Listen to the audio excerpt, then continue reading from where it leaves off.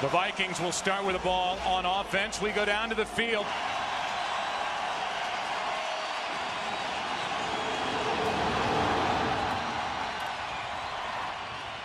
Morstead drills it into the end zone.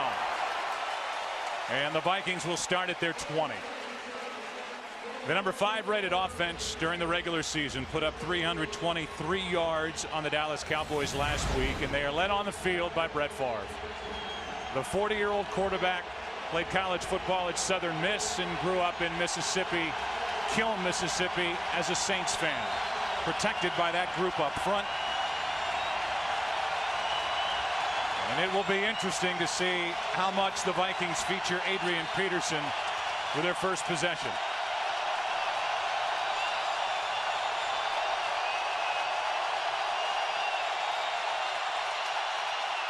Favre starts with a throw, and it's incomplete for Schenko.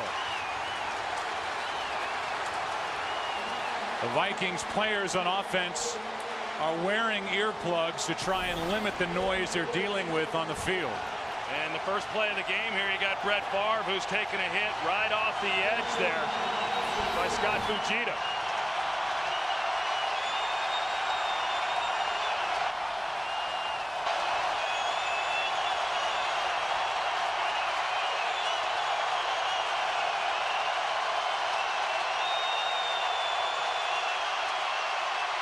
Another throw. Kleinsaucer with the catch, and he's forward for a first down. 11 yards for Jim Kleinsaucer. And the first completion from Brett Favre. Here's the defense. And in the words of their coordinator, Gray Williams, we're not dominant enough with our front seven to be a great defense without takeaways and what we do in the red zone. This was the number 2 team taking the ball away during the regular season. That's why I think Will Smith is going to have an impact in this ball game in getting pressure on Brett Favre. He had an excellent regular season. He needs to have a big game here today. He wears number 91. Quick throw. Percy Harvin, the rookie. Good for 5. Shanley out there to make the stop for the New Orleans Saints. And you see that wristband there that Brett Favre is wearing. He's not worn a wristband at any point this season, and he's not going with it. They're using the quarterback coach communication device, but there are times when it gets so loud, they've been told in their scouting reports that they may not be able to communicate properly. If that's the case, the coaches would then signal the play, and Favre would read it off his wristband.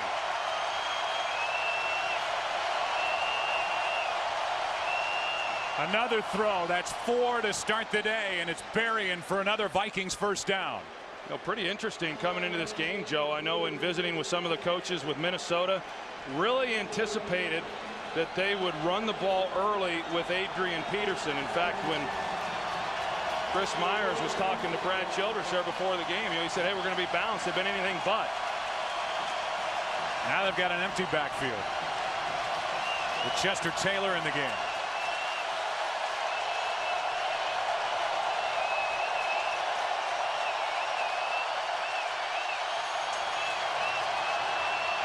Play clock was at 5, and here's Berrien with a catch. Hit immediately, but Bernard Berrien was brought down right at the marker. Might be inch short, looks to be. Porter and Fujita were there to make the stop, and it will be second down and short. Well, I think you see Brett Favre, and he was able to signal to the outside. And the offensive linemen up front, they're all holding their spot. They're not moving, not flinching, handling crowd noise here early very, very well.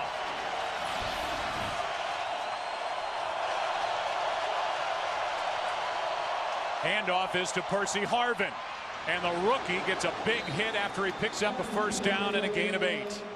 So the first run of the day isn't in the arms of Adrian Peterson. Instead, it's the 21-year-old out of the University of Florida. Well, they're able to just go off tackle with him, and we've seen Percy Harvin come into the backfield and get the handoff.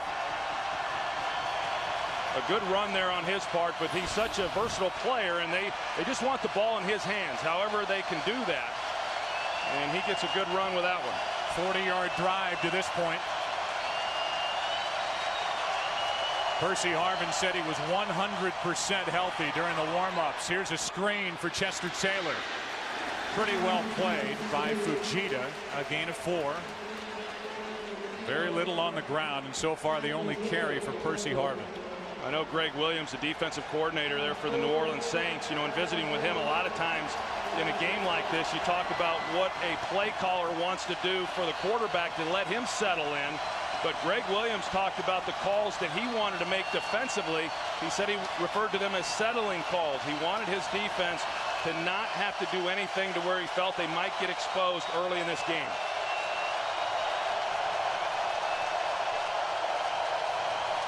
Second down and 6. Over the middle. Pass is caught by Peterson, and Adrian Peterson is to the 25. 8th play of the drive is an 11-yard throw to Adrian Peterson. Greer made the tackle, and this has been a very good start offensively for the Vikings here on the road. You know, a lot of times in a big game, Brett Favre comes in and his adrenaline is flowing so much that he's very erratic throwing the football, and I think he's shown good patience, especially on that last play. Nothing down the field. He comes underneath to the check down to Adrian Peterson.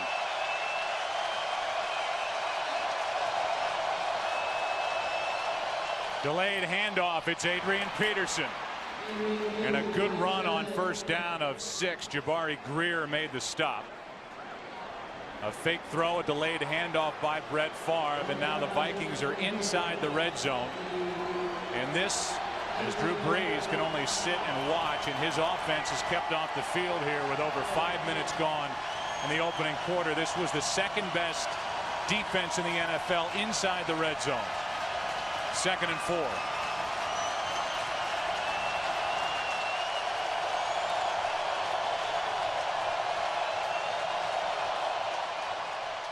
Peterson again.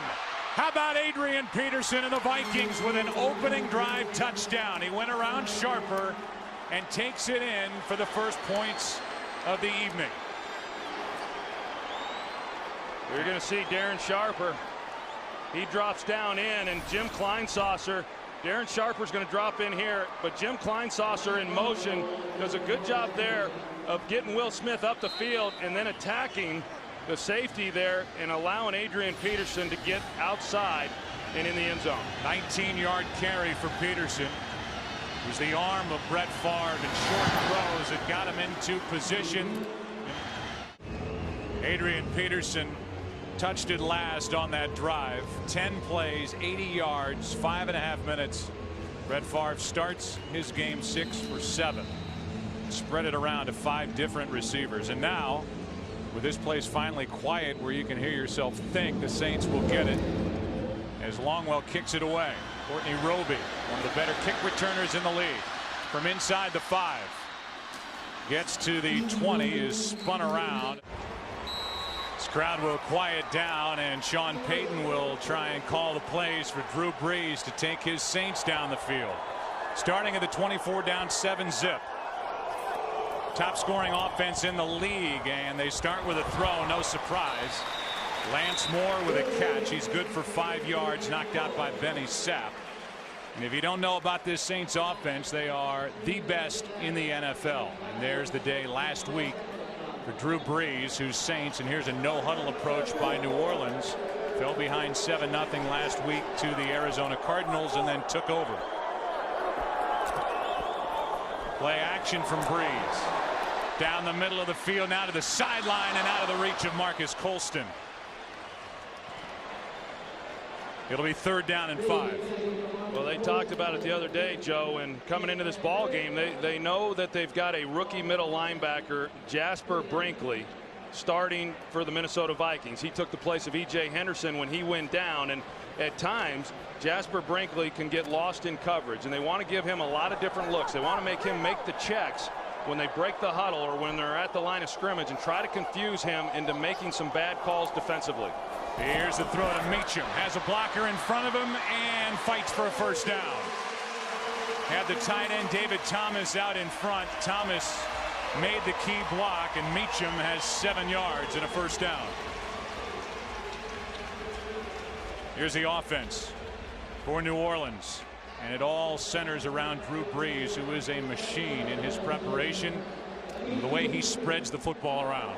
And we talk a lot about Drew Brees, and we talk a lot about those skill players, as we should. That offensive line has been outstanding all year with 3 Pro Bowlers going to, or next week going to Miami. Here's one down the middle for Colston. He spins and catches it for 13 yards and a first down. Greenway and Brinkley were there for Minnesota. Good pocket inside. You're going to see Colston. They try to reroute him a little bit, but he's able to push up, and he gets in there just off of Ben Lieber's reach. And Drew Brees, he sets in there and makes a nice throw and a nice catch as well by Marcus Colston. The one thing that probably these receivers do as well as anybody in the league is make some difficult catches on the back shoulder when they've got to turn and twist. First carry of the day, and it's Pierre Thomas who had a good year. He gets 9. Thomas, who had a career-high 793 yards rushing during the regular season for a team, and it may surprise you, the 6th best in the NFL running the football. A couple of All-Pros up front on the defensive line. There are the linebackers with the rookie in the middle, and the secondary with Sapp starting on the outside, and a lot of Antoine Winfield on the inside, the Pro Bowl cornerback. 2nd and 2. Pat Williams, come on down.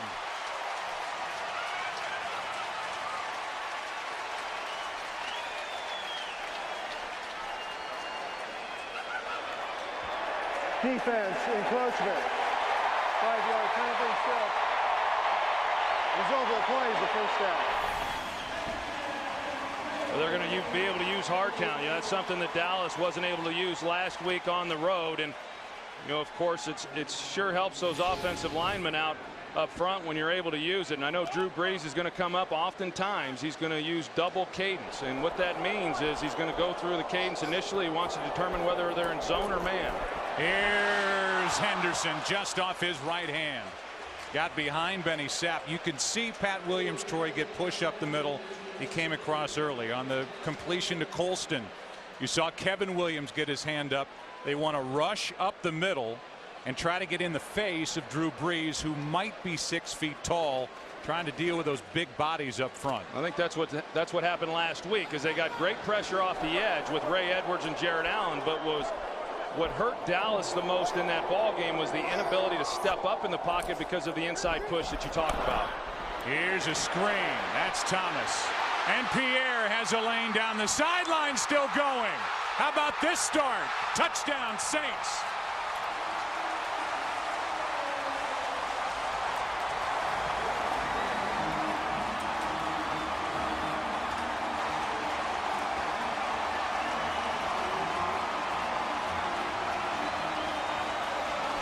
See this offensive line, Jari Evans, who made the Pro Bowl this year, an all-pro right guard, does a great job of timing and getting out in front of Pierre Thomas. You see the knockdown right there on Benny Sapp, and then at that point, some poor tackling and a touchdown, New Orleans.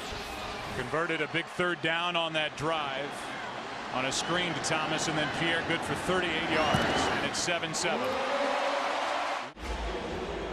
First opening possession drive touchdown this season against the Minnesota Vikings, and it's Pierre Thomas who took it in. There's the start for Drew Brees, 4 of 6, 63 yards, and Morstead will kick it to Percy Harvin.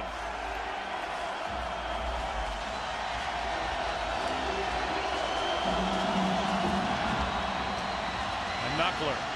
Harvin on a bounce. Lost his footing across the 25.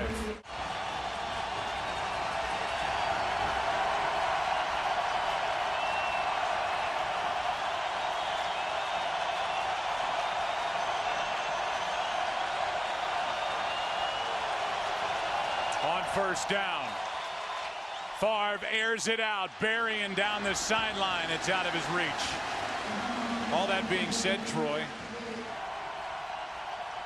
Brett Favre is 17-1 in his last 18 games in a dome, and what strikes me is how tired he looks. I mean, he just looks worn out, and he looked extremely rested off the bye week going into the Dallas game last week.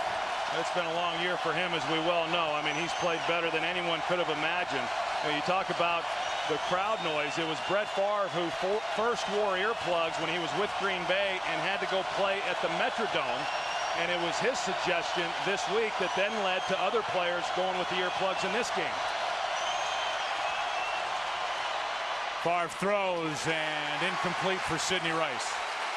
Sidney Rice, who had a huge day last week against the Cowboys, 6 catches, 141 yards, and 3 receiving touchdowns, and he really burst onto the scene here in 2009 with 83 catches and over 1,300 yards. Well, pretty interesting here. You know, last week, the Arizona Cardinals come out, first play, 70-yard touchdown. New Orleans answered. Minnesota goes down in this game, first possession, touchdown, Adrian Peterson. They come back and answer.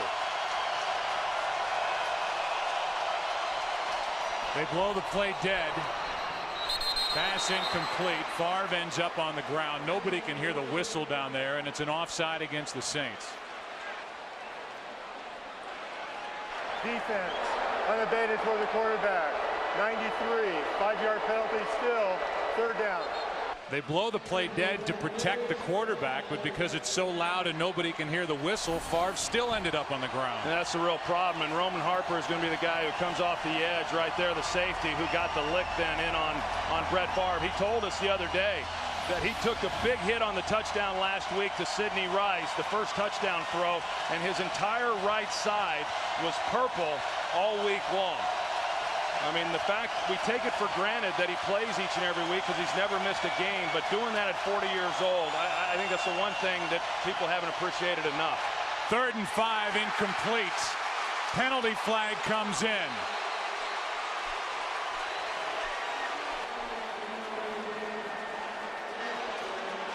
And it's a hold. It's against the Saints. It's a 1st down. Well, Randall Gay was banging. Pass. Holding. Number 20 of the defense. 5-yard penalty, automatic. 1st down. Randall Gay starts banging on Percy Harvin right off the line of scrimmage. Try to keep him from getting up the field. And you see that he's engaged well beyond the 5 yards and with the ball in the air. Back-to-back Saints penalties allow the Vikings to convert on 3rd down. They didn't face a 3rd down their first possession. So well they moved it. Quick throw, Berrien. What a move. Went right around Porter and is still going into Saints territory.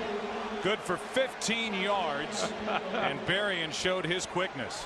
That was a Dwight Freeney move right there. He put his foot in the ground and made Tracy Porter come up with nothing but air.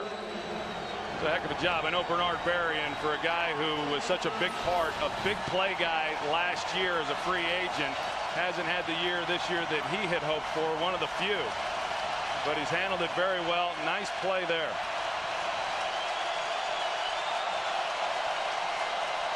Third catch for Berrien. Now they hand it to Percy Harvin.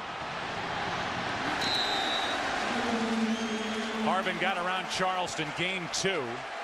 And Brett Favre again took another hit and is just now getting off the field, getting up off the field as he walks back into the huddle. Well, Bobby McCray, you're going to see him right here, the left side. I mean, he just comes up, and Favre was working that way to make the handoff then to Percy Harvin, and you know he decides he's going to get a shot.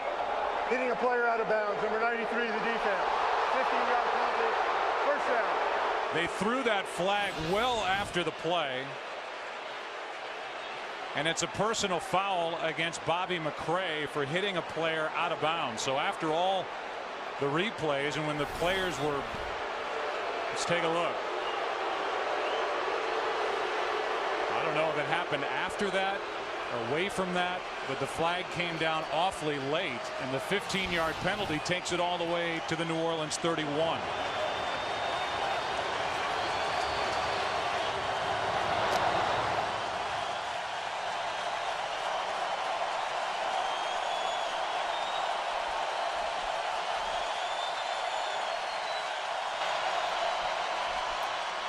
Handoff to Peterson. What a good tackle by Sharper. What a year for Darren Sharper, his first year with the Saints. Well, you go back to that last play, Joe, and the penalty, it was on McCray on the hit on Favre. I mean, they said it was on McCray with the runner well out of bounds, but this is what the call was right there. and the flag came in late, but the flag was thrown right there where Favre was laying. And so the official there, he just called it wrong, but that's the penalty. It was on Bobby McRae on the late hit on Favre. 2nd and 7. Favre rolls to his right, throws it for Harvin, incomplete.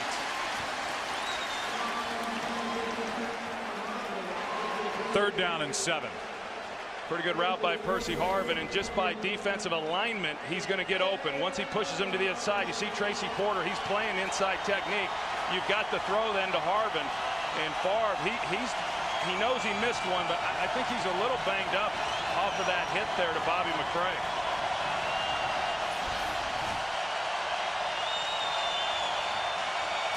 Been hit 4 times. It's 3rd and 7.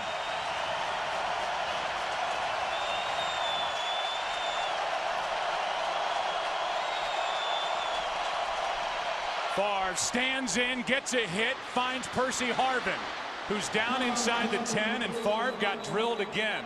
Yeah, and it's Darren Sharper again. They're getting him around the line of scrimmage. We saw Roman Harper, the other safety, come as well. But Darren Sharper is trying to disguise coverage, and he's hitting it on the run. And you're going to see him come in late, right as Favre lets go of the ball, and a clean hit. So you're right, Joe. They've gotten some knockdowns on Brett Favre, and they knew they were going to have to do that. They're going to have to make him uncomfortable in the pocket. Favre's hanging in there, but you know that you get hit like that enough times, you start rushing your throws as a quarterback.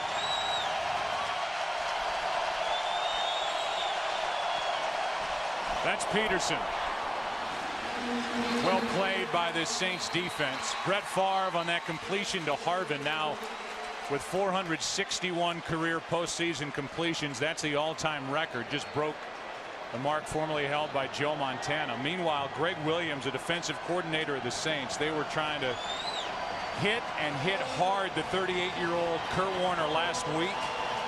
And they're trying to hit high and hard on the 40-year-old Brett Favre here today. Well, Greg Williams learned under Buddy Ryan, and one thing Buddy Ryan did, and he did it a lot, was hit the quarterback. And that's what Greg Williams is doing here today. Harvin. Lodeholt couldn't get out there, and Harvin gets only 1. That's one of the important things for New Orleans, is being able to make the tackle once the receiver makes the catch. A good stop there. They give up the quick pass, but a lot of what Minnesota likes to do, if you play off coverage on a guy like Percy Harvin, Favre's going to get it into his hands immediately, and then you got to be able to make the tackle, otherwise you're giving up a big play. 3rd down and goal.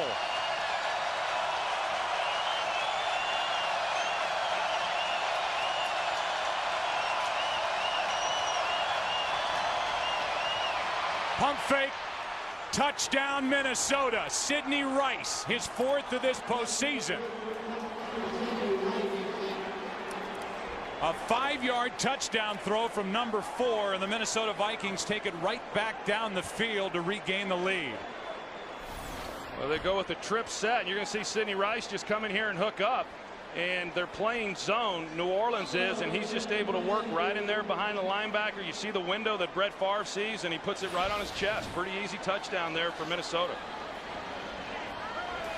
Now Longwell makes it 14-7. Brett Favre has taken some shots in this game, but he keeps getting up like he has throughout his entire 19-year career. 2 10-play drives. 3 Saints penalties on that last possession for Minnesota, covering 25 yards and a couple of first downs. And for Brett Favre, his 44th career postseason touchdown pass. Here's Roby on the return, and Courtney Roby fights his way across the 25. 17-yard return for Roby, and here's the penalty on Randall Gay. Yeah, and this is what kept that drive alive, which then set up the touchdown. You see the hold there on Gay on Harvin, and a good call there by the official. And then here's the route again by Sidney Rice. He's able then to get in behind Scott Shanley. He did a little sharper shake there of his own. Shanko's been saving that one if he gets a touchdown today. And you know, here's Favre. I mean, obviously he's taken a lot of hits, and you can see him right there. He's taken some hits underneath the chin, all clean. But that takes its toll. They were looking at his chin, at his jaw on the sideline. Looks to be all right.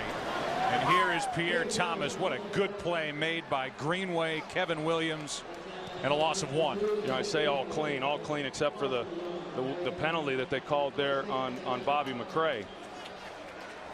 Another hurry-up approach. No huddle for the Saints as they get right back to the line.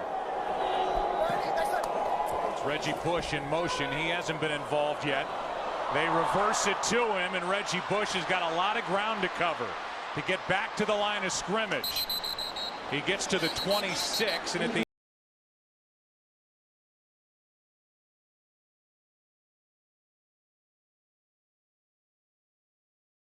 hard because there was a lot of things happening there, and Jared Allen was in the backfield and had an opportunity to make the play, and he failed to, but it looked like a disaster right from the beginning. You know, Cedric Griffin, their corner, he got a shot in on Drew Brees, you know, right over on the sideline. You know, once a quarterback gets out and he's in blocking, they're trying to help them get him on the edge. And they're going to take their shots on him like New Orleans has on Favre. Under a minute to go in the quarter. 3rd down and 11. Brees, Colston, short of the first down. They're going to mark him at the 36. And with a game clock continuing to wind, it'll be 4th down and a punt coming from the Saints. You know, Ray Edwards came in last week and had such a big game, and you know, he's got the knee injury. He's wearing a knee brace today, and they were hoping that that wouldn't slow him down too much. He was hoping to get a holding call there on right tackle John Stinchcomb, but you know, overall good protection. You get a completion there on 3rd down. You just didn't get the proper depth there from the receiver to make the completion and pick up the 1st down. Morstead hits it. Reynaud will stay away, and the ball will bounce the Saints' way toward the Vikings end zone and be tapped at the 15-yard line, and now a penalty flag comes in at the end.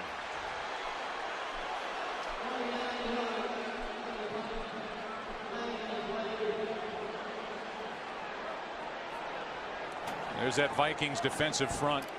Minnesota defensively led the NFL with 48 sacks, had 3 takeaways last week against Dallas. There's no foul on the play as a quarter expired prior to the man touching the ball.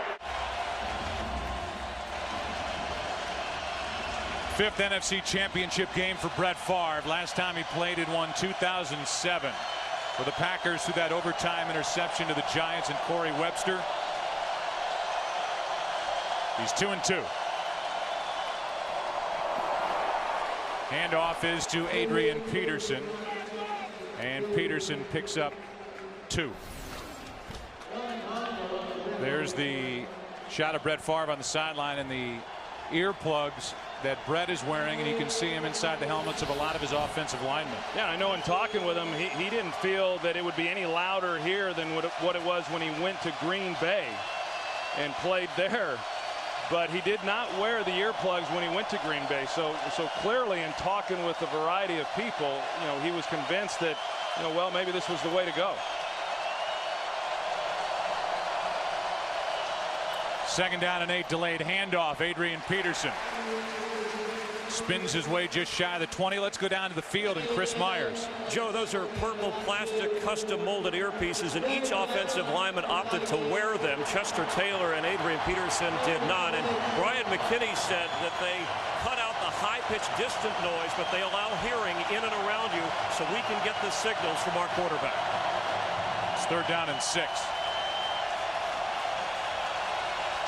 Decibel level at 102, which I'm assuming means it's loud. Safe to say.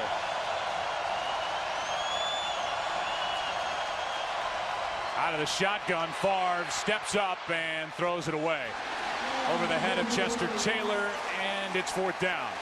So for the first time, the Saints defense holds on a 3rd down and forces a Vikings punt. Yeah, and that was big there for New Orleans defensively. I mean, they have not been able to stop Minnesota on the first 2 possessions of the game. The Saints offensively on the previous possession was unable to match the touchdown. And so this was an important stop for New Orleans. Reggie Bush returned one for a touchdown last week against Arizona, 2 for a touchdown against Chris Kluwe and the Vikings last year. He angles it right for the sideline. Doesn't get it to the sideline, but enough hang time, a fair catch. Saints have the football, and we focus on Jared Allen. First team All-Pro. Vikings and their defensive coordinator Leslie Frazier give Jared Allen at times total freedom to go where he needs to go to get to the quarterback at 14.5 sacks during the regular season. Breeze throws out of the reach of Jeremy Shockey, playing with a bad knee and a bad toe. 2nd and 10. And you show Jared Allen, and clearly he's got the attention of the New Orleans Saints, and so they're going to do some things to help Bushrod here, the left tackle. This time they have David Thomas there to kind of help, but Jared Allen gets the push there on the inside. Had an opportunity here to Jeremy Shockey, just unable to make the throw and catch. But I know in visiting with Sean Payton, he thought it was extremely important to help Jermon Bushrod there on that left side with Jared Allen, and he knew that Bushrod was going to be depending on him to make some good calls so they wouldn't be left alone. Fake the toss to Reggie Bush, and now it's off the left hand of Thomas. The tight end who was picked up in September from New England. He's been more and more a part of the offense while Shockey has been injured. Shockey missed the last 3 games of the regular season with a toe injury. Hurt his knee last week, a bruised knee against Arizona. And for Jeremy, a guy who was hurt and missed the Giants Super Bowl run in 2007 when he broke his left leg week 15. When there was questions today as to whether or not they were comfortable that he would make it through the game, but they put down their 3rd tight end, so that was an indication to us that they're comfortable that he'll be healthy throughout. 3rd down and 10. Breeze down the middle has Reggie Bush, and a big gain on 3rd and 10 of 28 yards. Well, you're going to see the route here. Marcus Colston is going to clear here, and then you got Reggie Bush here, and they call that the H post. He's running a post route there on Ben Lieber, the linebacker, there in man coverage. And because they're in man, all you have to do then is beat the linebacker, and you've got a chance. But you've got to have protection in order to make that happen. Breeze gets hit late, but overall, because of the timing of the throw, it didn't require great protection. Handoff is to Pierre Thomas. Thomas brought down by Madieu Williams after a gain of 4. When you think about Reggie Bush, clearly a guy who loves the spotlight. He did when he was at USC, won the Heisman in 2005. He had a big game last week with 217 all-purpose yardage on 12 touches, and had an 88-yard touchdown reception at Chicago in January of 07 when the Saints made it to the NFC Championship game, only to lose to the Bears. Well, he's their Percy Harvin. He's out here wide now, and he can run some wide receiver routes from that position. Breeze over the middle. Thomas. 1st down at the 21.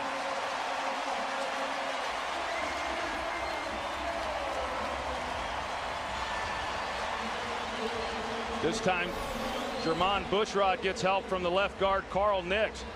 Jared Allen has the ability to rush any way he wants. He has no restrictions. If he wants to take an inside release, he has the freedom to do that.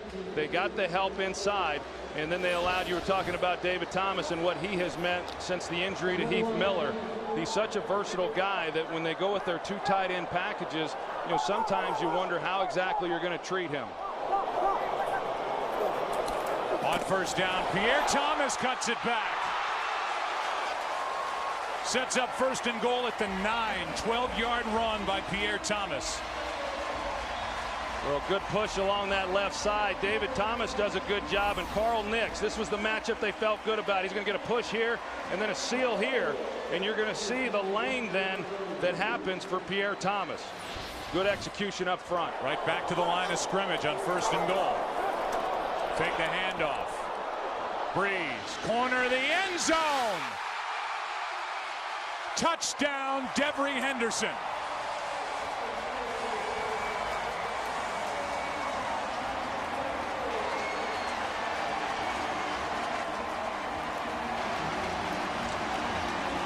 Drew Brees comes back. off the play action, and initially wants to go to Marcus Colston. Good coverage there. But then you've got Devery Henderson, who just keeps working. Benny Sapp is expecting him to continue to the post. He comes off the post route to the corner, and Drew Brees kept it alive. Brees has started 8 of 12 for 120 yards. And the game is tied at 14. Devery Henderson during the regular season with a career-high 51 catches, 804 yards, only 2 receiving touchdowns. He had one last week. He has one here tonight. And it's a 14-14 game. Morstead will kick it away with Percy Harvin waiting deep. Another knuckler on a hop. Harvin's going to have to return it. And the rookie is to the 20. About a half a dozen times now we've seen them bring in Zach Strief and treat him as a tight end, as an extra blocker. They've been running the ball primarily with him when he's been in, and that's why they go off play action. Now, great protection, as you see the time afforded there to Drew Brees, had nothing to do with what happened on the outside. Benny Sapp just lost his man in coverage. But it was a good job by Devery Henderson staying alive, and Drew Brees getting off of his first receiver and finding him in the corner of the end zone.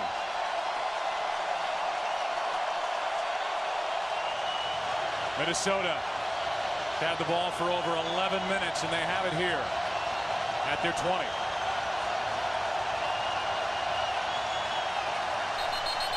Favre takes a timeout. We take a break. First down, Vikings. 10:22 left in the first half. First down, Vikings.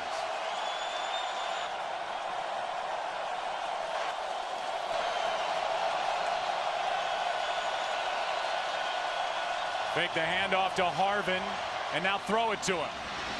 Porter's out there and makes a nice tackle. Gain of 6.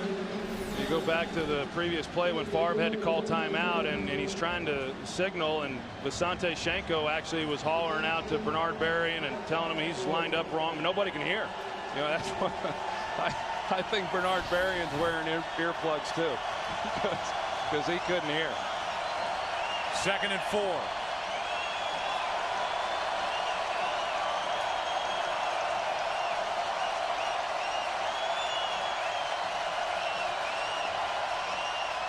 Fake the handoff to Taylor, and now throw it to Chester Taylor. Nice play by Minnesota, and the Vikings pick up a first down across the 35. An 11-yard catch and run by Chester Taylor.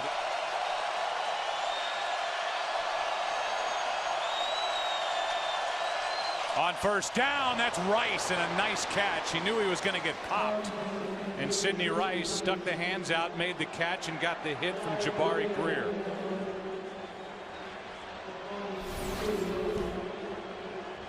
See Jabari Greer there on Sidney Rice. You're right. I mean, that thing had some velocity on it too. I mean, the one thing that we do know from Brett Favre over the years is that it doesn't matter how close you are to him in the route. He's going to turn it loose about as hard as he can throw it. That's good hands. Pretty good. There were some pregame shows talking about Sidney Rice's hands today. That was a good example of him.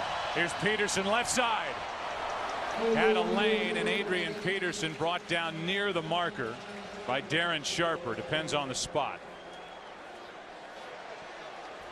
And it's either first down and 3rd and inches, and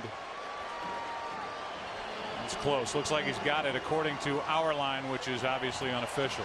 Yeah, I think Adrian Peterson is running extremely hard. I didn't sense this last week covering that game, but this is what we're accustomed to seeing from Adrian Peterson. You see the collision there. I mean, he lowers his shoulder a little bit like what Reggie Bush was doing a week ago in that game against Arizona, but a good finishing run there by Adrian Peterson.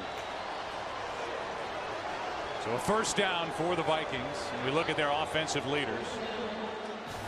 Been 9 runs so far for the Minnesota Vikings compared to 18 passes. So a 2-to-1 ratio. Brad Childress lied to Chris Myers before the kickoff. They haven't been balanced, but they're throwing the football a lot, and Brett Favre's taking some hits, and he's moving the Vikings again. Yeah, I didn't really expect, though, Brad Childress to tip his hand right before kickoff. Good try, though, Chris.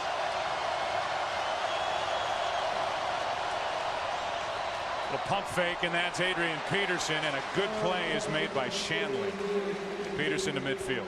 And I think that's, you know, really what Brett Favre has done a great job of. I mean, if you look at Adrian Peterson and his receptions in his first couple of seasons, he has more this year than those 2 years combined, and most of them are just of that variety. I mean, it's just Brett Favre not getting anything down the field and coming down and checking it underneath, and you know, that's one of the big reasons why he only had 7 interceptions in the regular season. 2nd and 7. Here is Peterson. A little hurdle along the way, picked up 3. Will Smith there to make the stop. We talked about it last week, Troy, that Favre said for the first time in his career he doesn't feel like he has to score every time he touches the ball. That might be different in this game, but a reason why he hasn't forced it a lot this season. Yeah, and it is different in this game because he said, you know, hey, no matter how many points we may be up at any point in the game, it is the Saints, and they led the league in scoring, so you never can quite get comfortable. 3rd down and 4.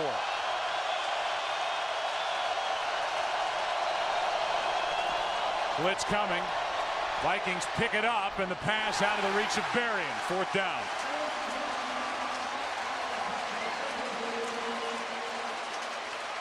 So the Vikings took it to the Saints side of midfield, but the drive stalls, and it's 4th down. Now you go back to that ball game last week and what New Orleans was able to do. One, they were able to create takeaways, but they were also able to get off the field on 3rd down.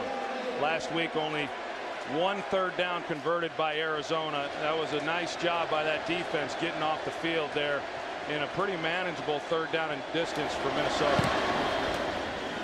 Punt by Kluwe. Bush will stay away, and it'll be down inside the 20. Saints set up in their huddle.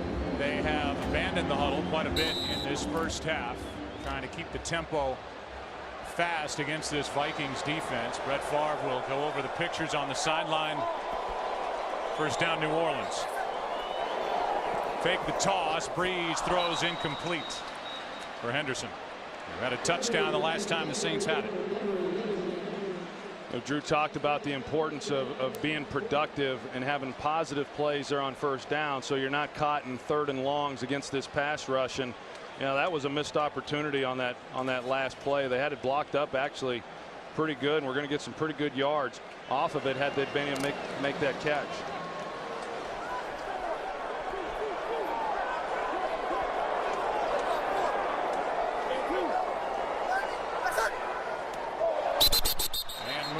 By the left tackle, Bushrod.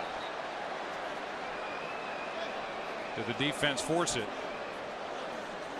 Get the call from Pete Morelli.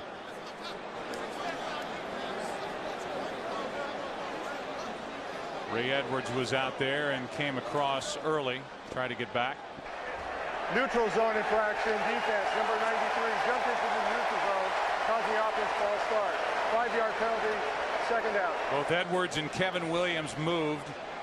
They get Kevin Williams, and that's what forced the false start by Bushrod. Well, and I think that's just smart quarterbacking there by Drew Brees, because as I was saying, all of a sudden you have the drop pass there on 1st down. You want to try to get some of that back, and so one of the ways you do that then against an over-aggressive defensive front is use snap count. You're already backed up. You don't like using snap count as much when you're in your own red zone, but when you're backed up, it's okay, and they get an easy 5 yards. Now 2nd and 5. Breeze looking for somewhere to go. Throws low. Pass caught. That's David Thomas. He's about a yard shy of a 1st down. 3rd down coming up. Yeah, Dave Thomas is having a heck of a game here in this first half. He's been, you know, real instrumental in the protection and the blocking, and he's also done a good job of making some good catches. So 3rd and 1. And then they come back in with the extra offensive lineman here, 64 Zach Streif, which is not surprising because it's 3rd and 1, but throughout this first half they've used him on 1st and 2nd downs. That's Lionel Hamilton who gets it, and he gets whacked by Pat Williams. Jasper Brinkley, actually the middle linebacker, a loss of 1. And so on 3rd and 1, the Saints go backward, and there's the rookie Brinkley, who's making his 6th consecutive start, and he hit Lionel Hamilton hard.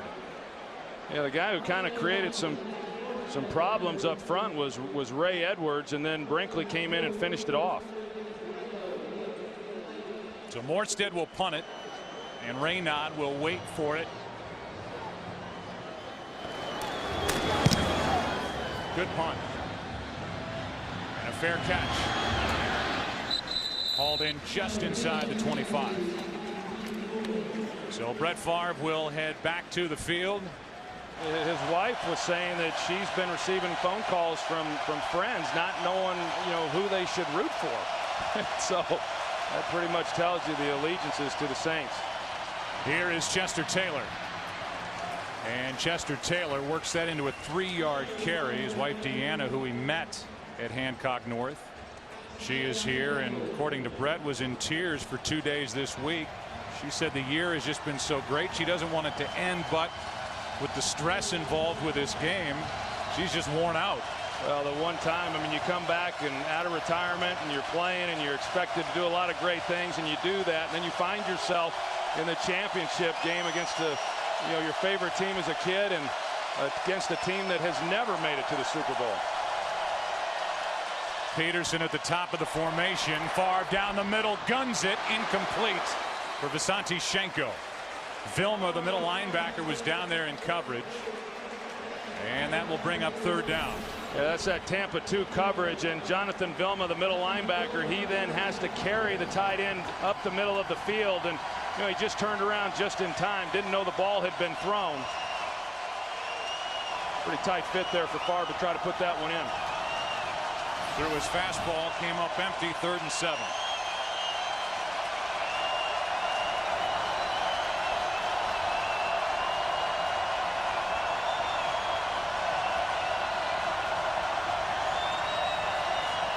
Low snap. Favre throws incomplete for Percy Harvin. And it's 4th down. So now these two defenses starting to settle in a bit, and a punt coming from the Vikings. And you see how they're playing Percy Harvin right now. Get physical with him at the line of scrimmage. Randall Gay does that. They got pressure on Favre from Shanley, but I think Greg Williams has got to feel pretty good right now. They weathered the storm early, gave up some big drives, 14 points, but since then they've been able to make stops without creating takeaways, and that's what they were most concerned about coming into this game. Kluwe will punt it. Brett Favre started 10 of 14. He's gone 4 of his last 8, and a fair catch called for by Reggie Bush. 1st down for New Orleans at their own 33.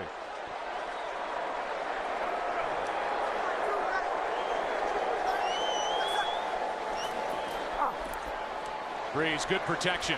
Down the middle, nearly picked off by Lieber. Ben Lieber, who had an interception against the Dallas Cowboys last week, got his hands on it, couldn't pull it in. Well, Ben Lieber had a heck of a day last week, no question. He had the big interception that you talk about, and both these linebackers, we talked earlier about Jasper Brinkley and him being a rookie, but Ben Lieber and then Chad Greenway, they're about as athletic as there is at that linebacker position, and they're playmakers too. And Ben Lieber, because of the injury to E.J. Henderson, is playing a lot more than he was because he's involved in their nickel packages. Over the middle, there's Shockey. Yard shy of a 1st down on that previous play. Lieber got his hands on it. He had no way of knowing what was going on behind him as Shockey gets up limping with that bruised knee and bad toe. But Tyrell Johnson was waiting for the interception. Lieber is the one that knocked it away. And now it's 3rd down and about 1.5 yards. Coming up on 3 minutes left in the half. Tie game.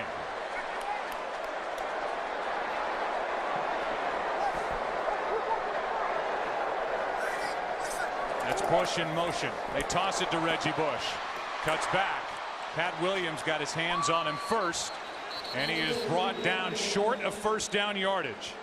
Joe, I'm a little surprised by that call, to be honest with you. Think back to last week. Dallas ran that exact same play.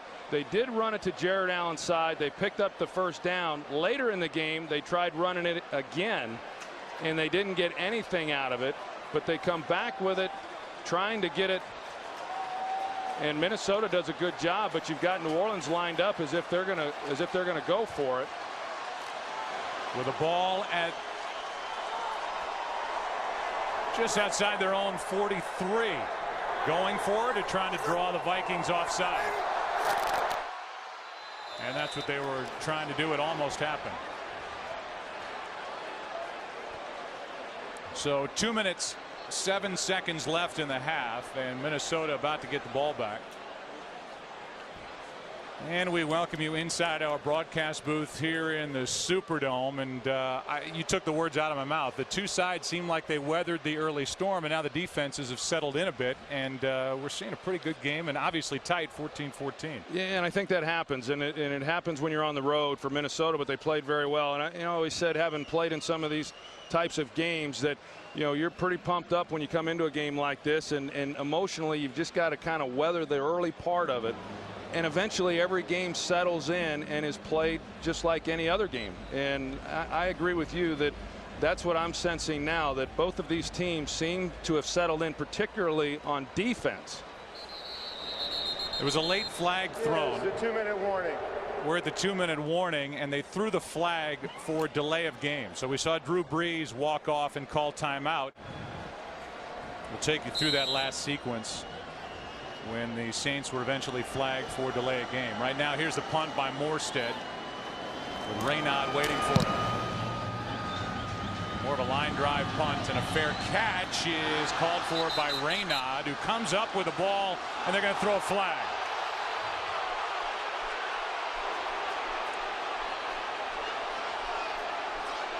It was a fair catch, then Raynaud lost the handle on the football. He got hit. And a flag was thrown with 1:52 left, and let's take a look. It's a muffed fair catch, and he's on the ground trying to get the ball. And then there's the hit by Jonathan Casillas, a rookie. Personal foul. Number 52 of the kicking team. 15-yard penalty. First down. You see Jonathan Casillas coming down the field, and he's getting blocked at the time, but it's hard on these guys sometimes. They blew the whistle, and he apparently did not hear it, and he sees the ball on the ground, and Raynaud going to pick it up. And I don't think he meant anything by it, but as the rule reads, probably a good call. Second personal foul on the Saints. The best starting field position because of it for Minnesota. Tie game, and the throw is behind Sidney Rice. Let's go back to that 4th down with the Saints trying to draw the Vikings offside on 4th down and less than a yard. Kevin Williams came awfully close to making contact. The play clock winding down, and just about simultaneously Brees calls for the timeout. They gave him the timeout back, took the 5-yard penalty, and Kevin Williams breathes a sigh of relief. And so that's, you lose 5 yards there, you lose 15 yards on the personal foul there on Jonathan Casillas. I mean, those are big yards. Handoff is to Adrian Peterson, and that's well played by Vilma. A gain of only 1. And 3rd down and 9 coming up for the Vikings. Vilma, who's had a really good year and has fit in well with this Saints team, and they do a pretty good job up front of keeping offensive linemen off of him, and they did there, and it allowed him to run freely then to Adrian Peterson and put on a pretty good hit.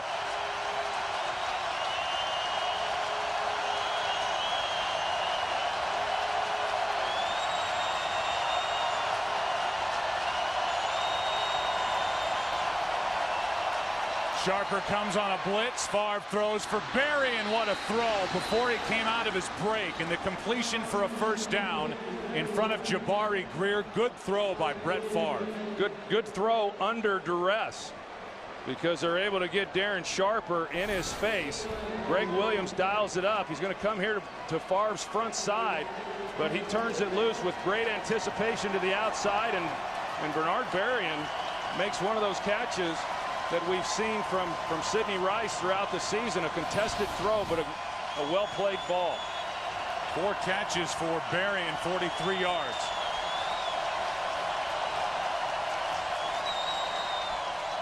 Favre slings it out of the reach of Sidney Rice.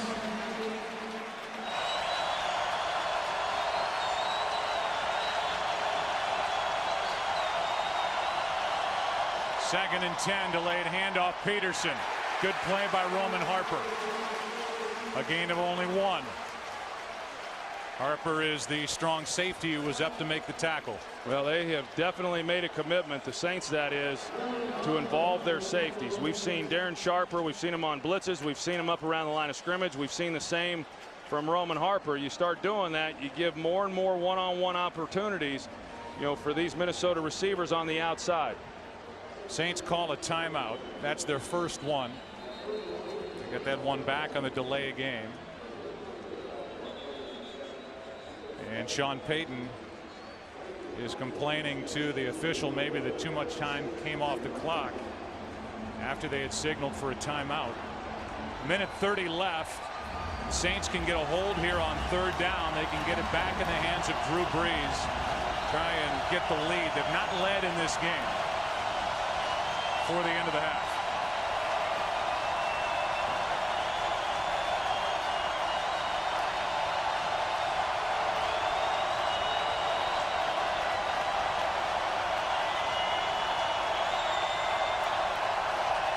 Redirecting protection right there. Play clock at 3. Pump fake by Favre, and he throws it high for Berrien. Incomplete. It's 4th down. And the clock stops with 1:24 left.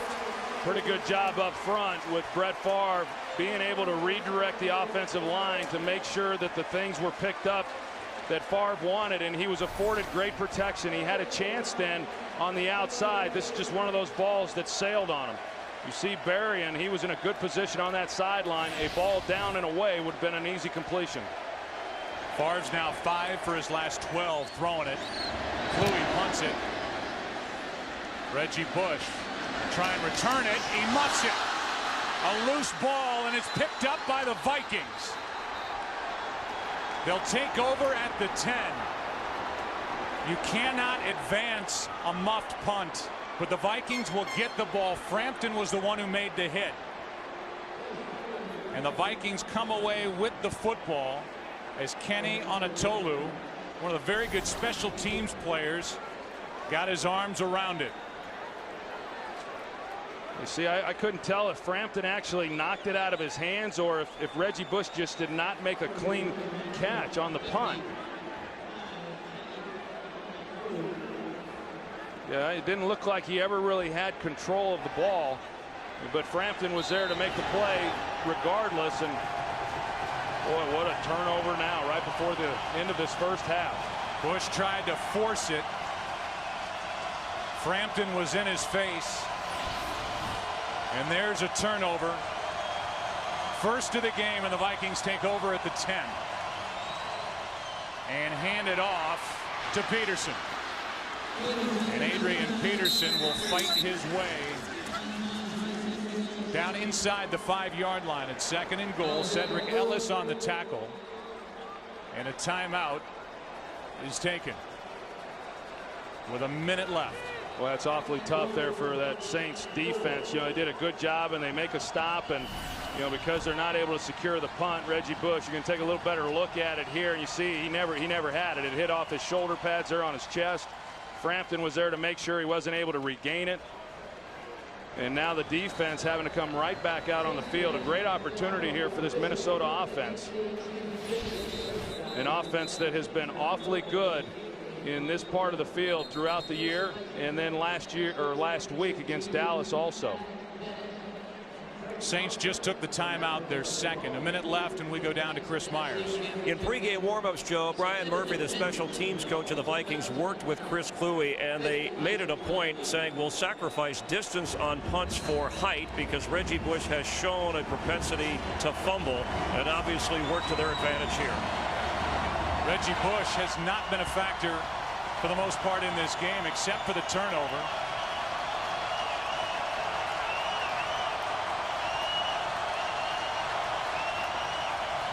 After his performance last week, now it's Peterson who loses it. And the Saints take over. Fujita with the recovery for New Orleans. Yeah, and Adrian Peterson just never got the ball. I don't know if Favre just didn't put it in his, put it there in his pocket, or if he just was unable to hang on to it, you take a better look at, you see it hit his right arm. And what happens is, as a running back, if you don't open up the pocket, then it makes it very difficult to try to put it in. And it looked like Adrian was so concerned about where he was going to go with the football that he didn't give Favre a real clean pocket to place the ball into. Fumble is credited to Brett Favre. And there's his reaction. Adrian Peterson, who fumbled 7 times during the regular season, 20 over the last 3 seasons, didn't secure it. And so now the Saints have it with time left, the timeout remaining, and here's Reggie Bush. As Sean Payton gets him involved right away after the muffed punt, and Bush takes it up just shy of the 15-yard line. Yeah, I mean, we saw what Reggie Bush did a week ago. Of course, he only had 5 carries, in the running game, but 84 yards and was electric the way he was able to finish off those runs. I really anticipated coming into this game that they would feed him early and say, hey, is he going to come in with the same mindset that he showed a week ago? And he hasn't had those opportunities. I think it was smart for Payton to get him back involved after that fumble. You could see Brett Favre and read his lips. He said to Adrian Peterson, hey, the play's over. So's the half. 2 turnovers, 1 by each side, and a missed chance for the Vikings after taking over at the Saints 10.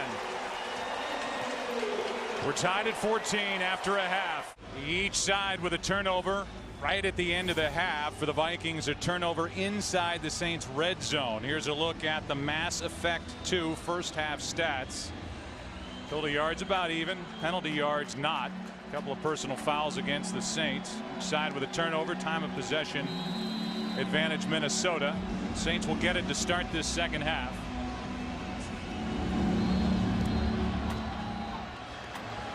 And this is Roby. From inside the 5, Courtney Roby bounces off a tackle, keeps going, trying to outrun Asher Allen. Roby inside the 40, and a good start to the half for the Saints.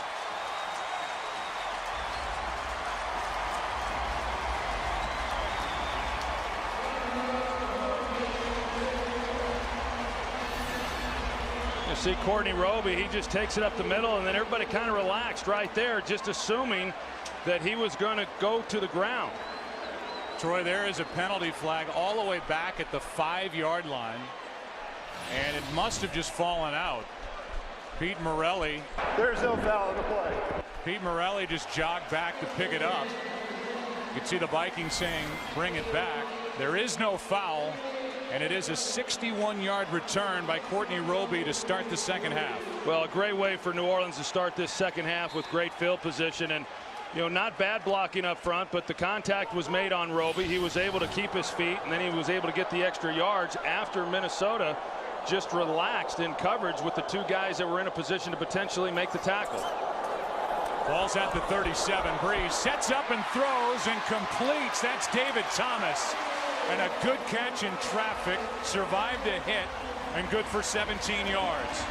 I put David Thomas. I've been impressed with what he's been able to do here, in this game. He's going to motion across, and then he's just taking the middle of the field. You're going to see the 2 deep safeties in zone coverage there, and he gets in behind the linebacker, Chad Greenway. And that's the void in that zone coverage. Now it's going to be contested as it was there, but he's able to hang on to it. D.U. Williams gave him the hit, then tried to take it away. Thomas hung on. Here's Pierre Thomas. And a good run down inside the 15-yard line of 6 yards by Pierre Thomas.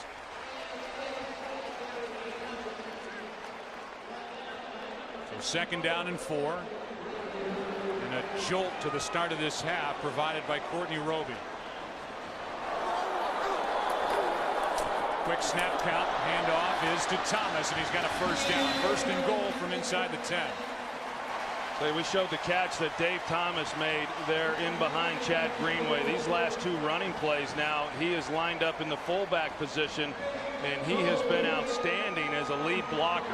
A lot of times those types of players that are tight ends, it's hard for them then to be put in the fullback position off the ball and make good blocks. But he's been good on the end of the line, and he's been excellent when he's been put at fullback, lead blocking there for Pierre Thomas. And once again, here he is. And Zach Strief, number 64, an extra offensive lineman in the game, is Pierre Thomas. Carries it up the middle and extends for the touchdown.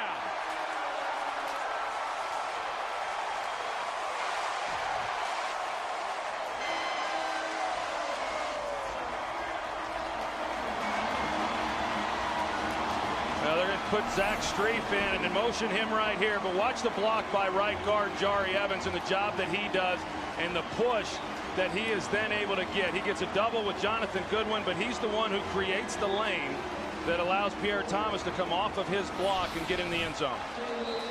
Call was that Thomas broke the plane before his knee went down. It's a 9-yard touchdown run. Second touchdown for Pierre Thomas. And the first lead of the game for the hometown New Orleans Saints.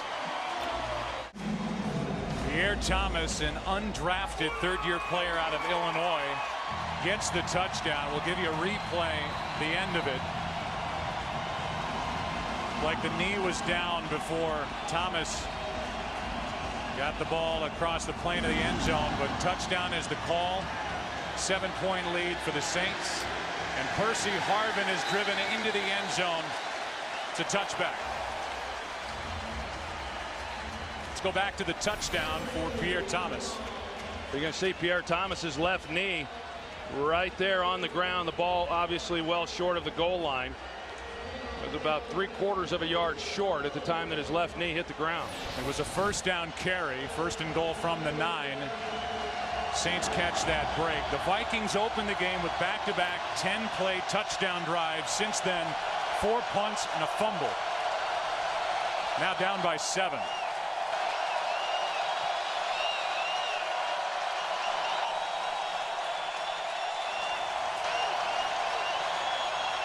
Favre throws for Sidney Rice. Been relatively quiet except for the touchdown, and Rice has 13 yards and a first down, brought down by Vilma. You talk about the job that New Orleans has done defensively after the early part of the game and the 14 points put up there by Minnesota, and they've done it without sacking Brett Favre. And it just points out that sometimes sacks don't tell the whole story, because as we've shown and as we know, Favre has taken a lot of hits in this game.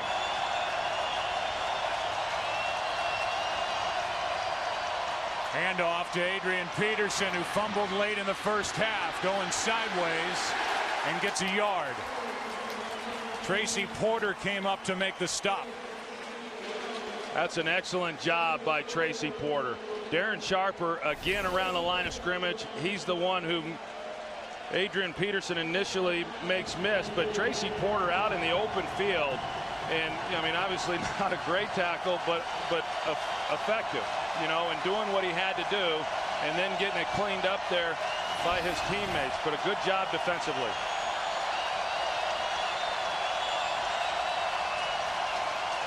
Fake the delayed handoff. Favre down the middle, wide open is Schenko. And the tight end for the Vikings, Visanti Schenko, is inside the 40-yard line with a 26-yard gain. You can tell that New Orleans, they're expecting run here and off the play action. This is what play action does for you. Watch those linebackers, and they come off of it and they hit it. And once they hit it, there's nobody then in behind in order to pick up Schenko because they're in zone coverage. First catch of the day for a guy who had a great year. Schenko, 56 catches, a career high, and 11 touchdowns from Brett Favre. Now they do hand it off, and Adrian Peterson lost it. Tahi, the fullback, is in the middle of it, and they fight for the football at the bottom of the play, and it's Nafahu Tahi who saves the play for Minnesota. Vilma knocked it out, and Peterson puts it on the ground again. Vilma does a good job of navigating his way through, and when he came in then to put the hit on Adrian Peterson, he's able to knock it loose. He's going to come off the left side there, and the ball comes out. Boy, Minnesota dodges another one. Shanley had a great shot at it. There's Tahi. But a loss of 10, 2nd and 20.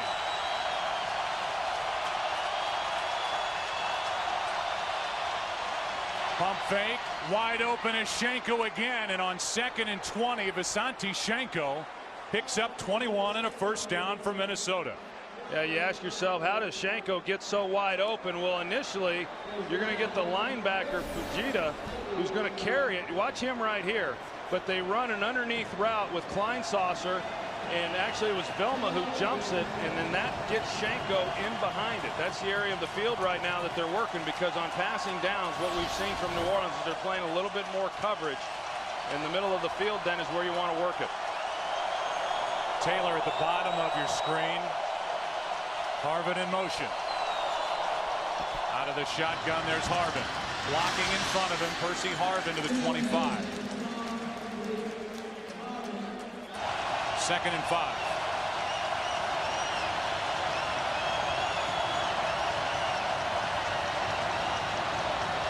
Handoff to Taylor. And Chester Taylor, who was a 1,000-yard back the year before the Vikings drafted Adrian Peterson, gets 3. And Adrian Peterson is standing on the sideline. A, he didn't get his arms open enough for the fumble at the end of the first half, and B, he just fumbled, and there he stands. Yeah, I've talked about it before, and I asked Brad Childress, actually going into last week's game, is there a situation in the game where you would not have confidence in Adrian Peterson? He said absolutely not. It's 3rd down and 2. They fake the handoff, flip it for Shenko, and Visanti Shenko with a one-handed catch. A brilliant grab by number 81 as he got behind Porter in a 20-yard completion. This is the exact same play that they ran to end the game last week against Dallas. Pretty simple, really. They're going to run it off play action. It gets away with a hold. Didn't matter. Shenko's able to make the catch, but they run him to the corner. They've got a fullback in the flat, and a perfectly thrown ball by Brett Favre. Spoken like a true ex-quarterback. How about that catch? That was okay. Okay. 1st and goal.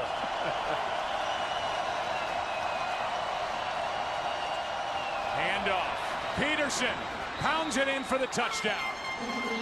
So Peterson back into the game, and he pops it into the end zone, and with the extra point coming, Brett Favre gets a chance to catch his breath as we are on the verge of another tie. Well, they catch a break by recovering the fumble that Adrian Peterson put on the ground, and they make the most of it. They're able to finish off this drive, and then with this extra point, tie up the game. Shenko with 3 catches for 67 yards on that drive. But it was Nafahu Tahi who recovered the fumble by Adrian Peterson that allowed all that to happen. Tied at 21. What a night for the NFL. What a day. Championship Sunday. Roger Goodell, NFL commissioner, watching. And this game has not disappointed. Top 2 teams in the NFC during the regular season. 1 and 2 seeds tied with 7.5 to go in the 3rd quarter. Here's Roby, who has one 61-yard return, and he gets across the 30 here, and he fights his way.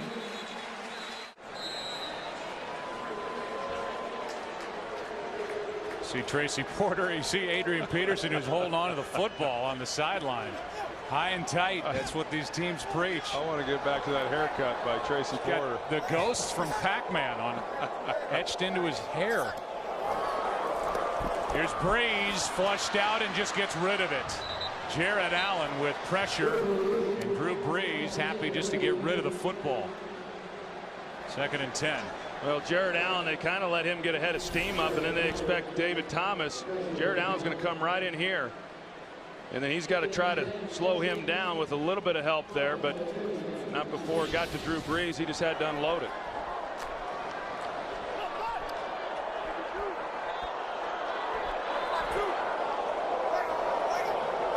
Neither team has a sack so far in this championship game.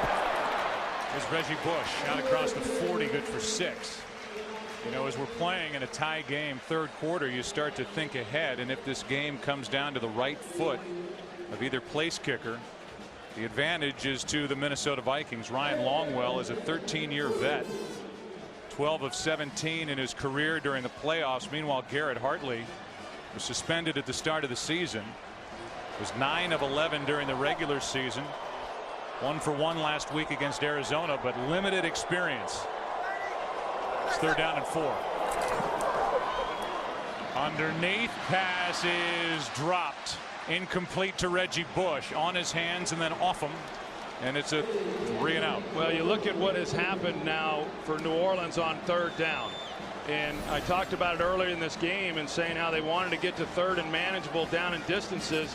And the last 3 prior to that 3rd down, they had not converted a 3rd and 1, a 3rd and 2, and then they failed on a 3rd and 4. And so they've been productive enough on early downs, but they're not converting some of the easy 3rd downs. This is interesting. It's against the Vikings. It's a 1st down. Jamie Mitchell and Brian Robinson came across early. Did they initiate the movement? Did they initiate the contact? If it's against the Vikings, Saints will keep the football.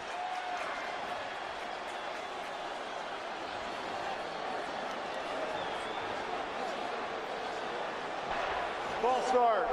Number 57, kicking team. 5-yard penalty still, 4th down. Instead, they get the long snapper, Jason Kyle. So he's the center, must have moved the football, which forced that movement. Let's look. A little flinch, and that's what this officiating crew saw. I think it's a good call and an important one for the Vikings, who almost by penalty kept that Saints offense on the field. Good punt. Wow. Raynaud will return it from inside the 5. Usually a no-no, and that's why. He gets to the 10, and that's it.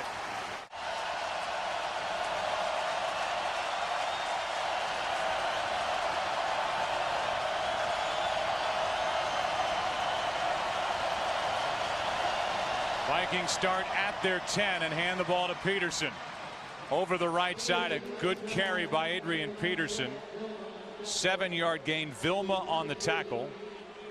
Peterson and Sharper get up talking to each other. Peterson has been involved a couple of mishandles. One on a fumble that was recovered by his teammate Tahi. He has 15 carries, 53 yards, 2 touchdowns, 3 catches for Sidney Rice. And the other touchdown. 2nd and 3. Delayed handoff. And he loses the football. Ball comes out, and the Vikings are back on top of it. Adrian Peterson lost it again. It was just unbelievable hustle on his part. You see where the ball is. Immediately Roman Harper goes for it, gets it loose, but it's Adrian Peterson who beats about 3 defenders there for the Saints in order to recover that ball. And when it came loose, I mean, it didn't look like there was any way possible it wouldn't be Saints ball.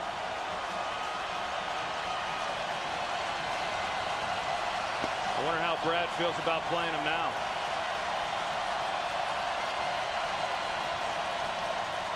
Play action from Favre, who floats it for Harvin out of his reach.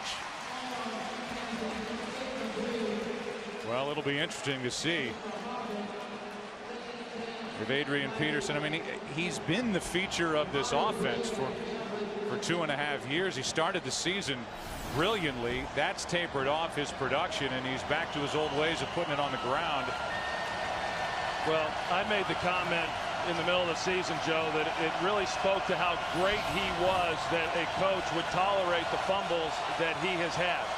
But he hasn't been that great over the second half of the season. He hasn't been that great here today. That being the case, you can't take a chance on a turnover in a game like this. 22 fumbles over the last 3 seasons, and here's Chester Taylor. Roman Harper on the tackle, a gain of 5, and the oddity for Adrian Peterson is he's notorious for having a death grip handshake that brings people almost to their knees when he meets somebody. He's got extremely strong hands, but he can't hang on to the ball. Yeah, and what happens, you know, I mean, normally it's when he's fighting for extra yards is when he's put the ball on the ground, but you know, guys know that he puts it on it, so they're going after him. And right now they've got Artis Hicks at left guard. Steve Hutchinson, the all-pro, is not in the game. 3rd down and 5.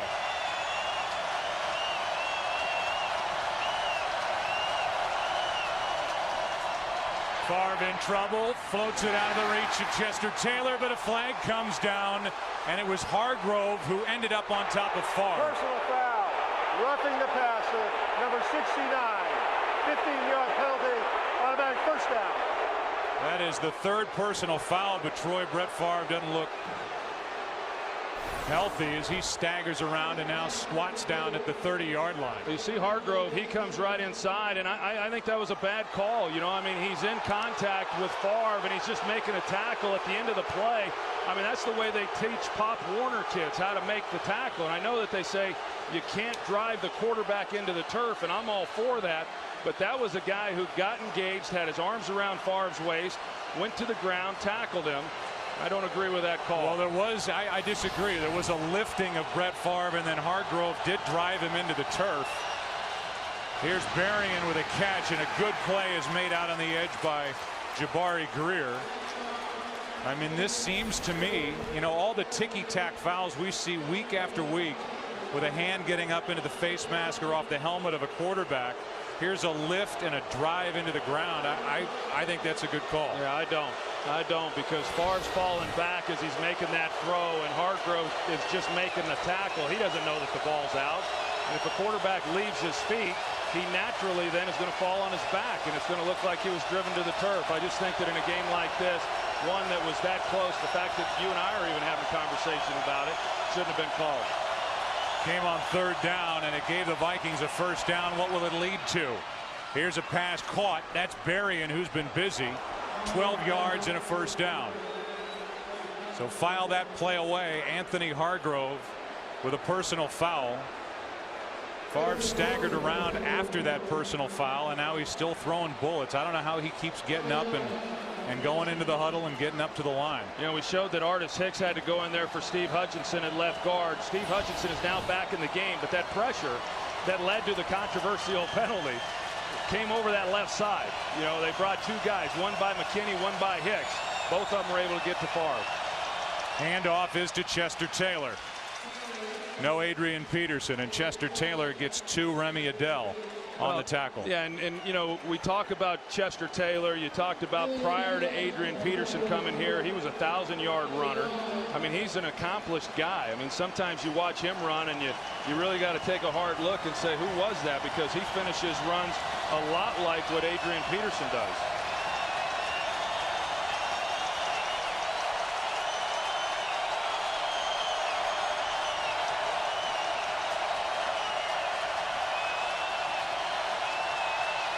Favre still smiling. 8th play of the drive. 2nd and 8, and he's picked off. That's Vilma.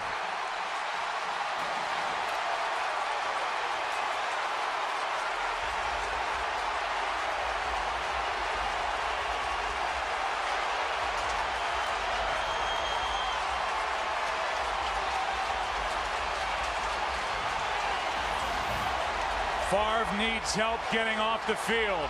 Jonathan Vilma comes up with the interception. Saints have it. Tied at 21.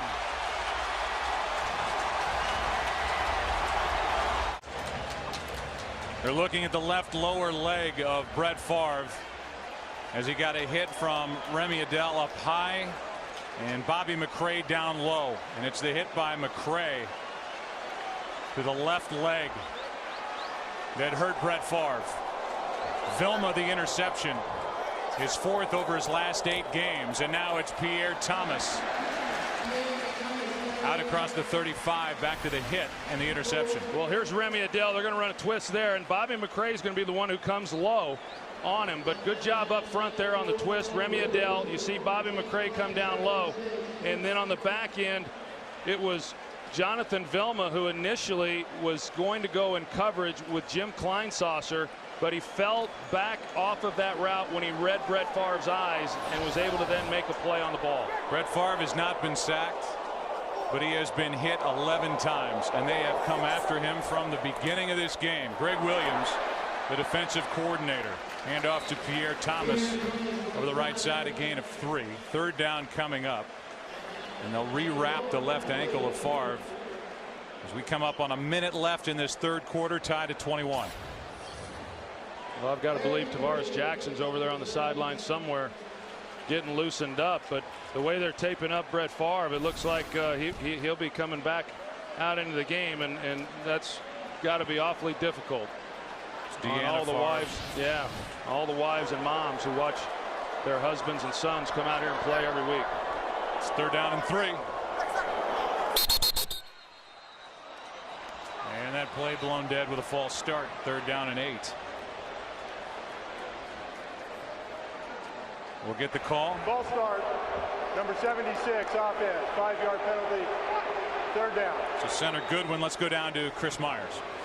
Joe, he was motioning, Brett was, to the trainer that he was hit from across the left side of the knee. It is a lower left ankle. They took off the shoe. They wrapped it. He told Darrell Bevel, the offensive coordinator, I'm going to come back in. He was grabbing his sock, wincing in pain when they first took his shoe off, but it apparently is a left ankle injury. He expects to go back in. His recuperative powers over the years have been almost inhuman. He's making his 309th consecutive start here tonight. 3rd down and 8. Play clock is at 1. Saints just got it away, and Breeze throws high, incomplete, and it's 4th down. Meacham, the intended receiver. Yeah, and New Orleans got away with one there. Cedric Griffin, he was in coverage on Meacham, and with the ball sailing on Breeze, he was in a position to actually make this interception. You're going to see at the end of this throw, Cedric Griffin then comes off of it and has a chance had he been able to locate that ball a little bit earlier. Morstead will punt it. Darius Raynaud, who fielded a punt from inside the 5 the last time, a New Orleans native. A ton of family and friends in attendance. Calls for a fair catch and calls for it early. Takes it in around the 16. I don't know if the legend can grow anymore.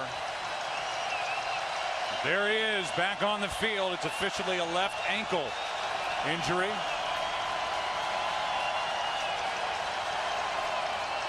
And the handoff is to Percy Harvin. He loses the ball and gets it right back. And Percy Harvin looks like he has enough for a 1st down. He does. You know, even this handoff, this exchange was a little bit difficult. Here he is coming, out onto the field. And you can, clearly it's bothering him. They retaped it, so he's going to have limited mobility, in that ankle. And they come out with a stretch play, and that's one of the most taxing handoffs that a quarterback can have. He struggled to get out there and make that. Well, in the real world of the NFL, he's even more of a target back there for this Saints defense. Handoff to Harvin, and he loses the ball. Ball still loose.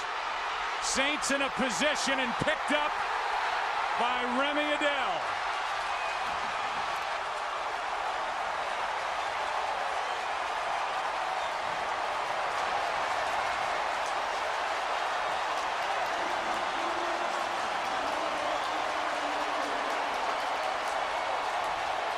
Joe, it looked like by the design of the play that it was intended to come back to the left side.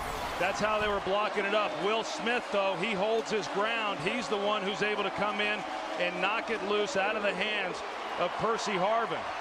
The Vikings have just been entirely too careless with the football here in this game. They've fumbled Troy 5 times. That's the 2nd ball they've lost on a fumble. Plus Favre has thrown an interception. And it sets up the Saints with 1st and goal at the 7. Pierre Thomas inside the 5. Remember what we told you. Greg Williams, the defensive coordinator of the Saints, said to us on Friday. Our defense is not dominant enough with a front 7 that we have to be a great defense without takeaways and what we do in the red zone. And they have taken it away 3 times in this game. And when they struggled at the end of the season, Joe, there were 2 games there down the stretch where they did not get a takeaway. And those were the only 2 games all season where that happened. They were opportunistic last week in their win against Arizona, and they've been able to force turnovers here in this game. Here's Thomas, left side. What a good play made by the safety, Tyrell Johnson. Yeah, I think if you look at what has happened here in this second half from New Orleans, the defense has really done a good job, because we pointed out the Saints have not converted a lot of their third downs. They only had 10 plays there in the third quarter, 50 yards total. So Greg Williams and his defense has done a good job. They give the ball to the offense down here. And for the Saints, I mean, they need to capitalize. If the Vikings are able to hold them here, this is going to be a great job on their part. Saints are 2 for 7 on third down. It's 3rd and goal.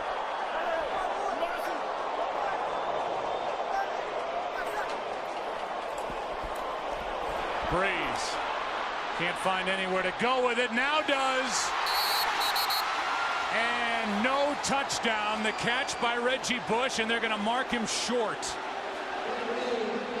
Inches short, and it's 4th and goal.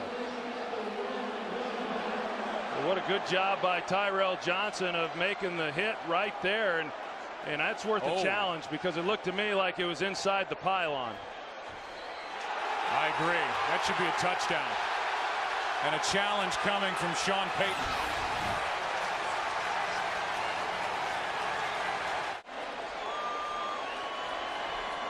Here's the call. After reviewing the play, the receiver broke the plane of the goal line.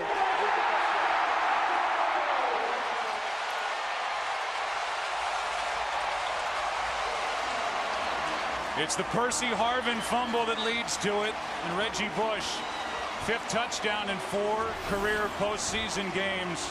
As the call's overturned, the ball has to be inside the pylon. It was, and the Saints regain the lead and turn the turnover into points. It's up to Garrett Hartley to make it 7 points.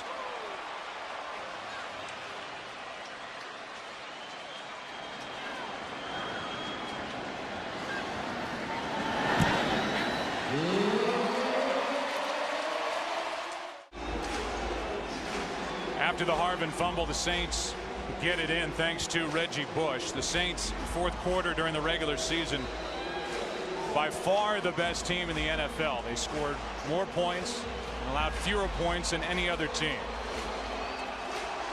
And they get 7 here, lead 28-21.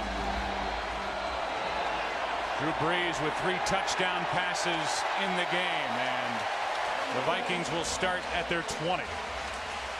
Well, we got to talk about the offensive line and the job that they've done today. They've not given up a sack. Drew Brees has time in the pocket. That's why they're able to get this touchdown. He's looking around.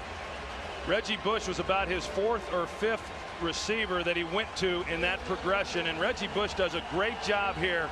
He sees Brees scrambling. He turns and looks and decides, where do I have to go to get away from defenders to get open for my quarterback? He takes off then to the sideline. Brees finds him, and they get the touchdown. But a great game so far by this Saints offensive line, giving Drew Brees protection and then also doing a good job within the run blocking.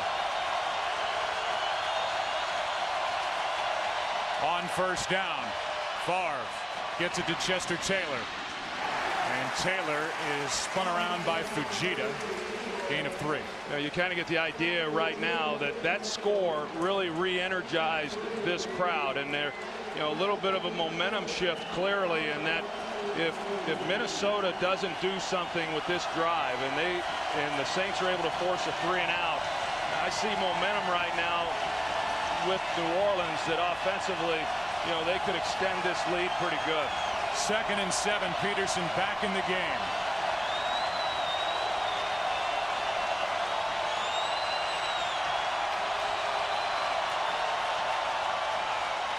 He gets it here on 2nd down. Spins away. Adrian Peterson with his biggest run of the game gets a hit at midfield, and for Peterson a 27-yard carry and a smile.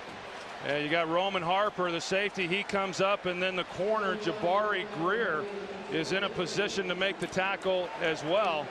But Adrian Peterson is just able to make both of those guys miss. Jabari comes in late after the miss there by Harper, and you know, the one thing that we have noticed from Adrian Peterson over the years is when he has put the ball on the ground, he comes back with a vengeance. He's an angry runner anyway, but he gets really angry when he's had some mistakes that he feels has cost his team. That's his longest run in 9 games, 27 yards. Play action. Favre down the middle and nearly picked off Sidney Rice may have helped avoid the interception by Jabari Greer.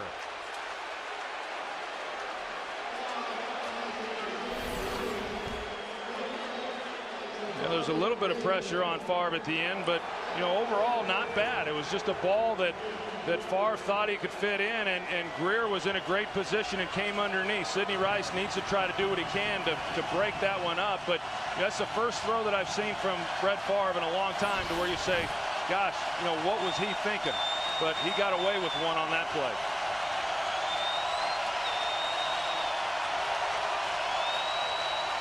On second down, Favre backpedaling, and his receiver had fallen down. Chester Taylor. Saints want a flag, but Taylor was there. He just was on the ground. There is no flag on the field. Now will they throw it? Here's Pete Morelli. He announces that Chester Taylor was there. It's 3rd and 10. And again, Favre took a hit. Yeah, this time there was a lot of pressure there. Scott Fujita, he's coming off the edge, and then Jeff Charleston, he's been used in some of these passing downs as well. He's the one who got home. Never louder.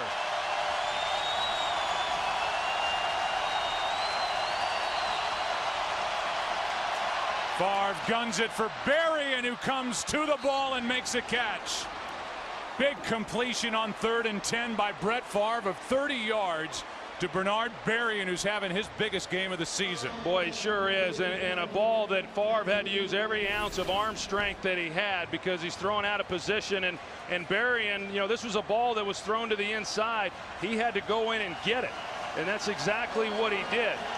You've got Randall Gay, who was in position, but he did not have his head turned looking at the ball. Really nice play there by Bernard Berrien. 7 catches, 83 yards for Berrien.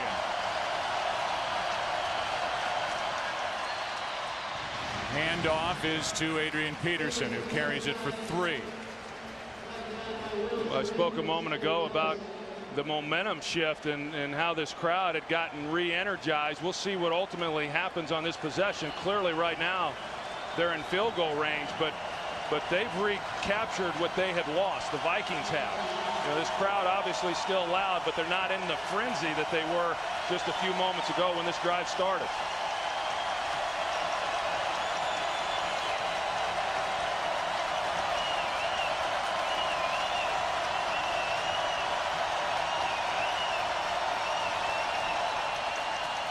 Quick setup and throw. Pass is caught. Ball is out. Another fumble. Berrien knocked out by Tracy Porter, and the Saints have it. 4 Viking turnovers in this game. Vilma comes away with the recovery. That's something that Greg Williams, the defensive coordinator, and this entire defensive staff emphasizes every single day in practice. Whether it's making a play on the ball in the air, going after the ball once a receiver or running back has it in their possession. He knocks it out right there. Tracy Porter with his left hand. That's 2 turnovers now by Minnesota in the red zone. Not only in the red zone, shoot, inside the 10-yard line. That's 6 fumbles by the Vikings.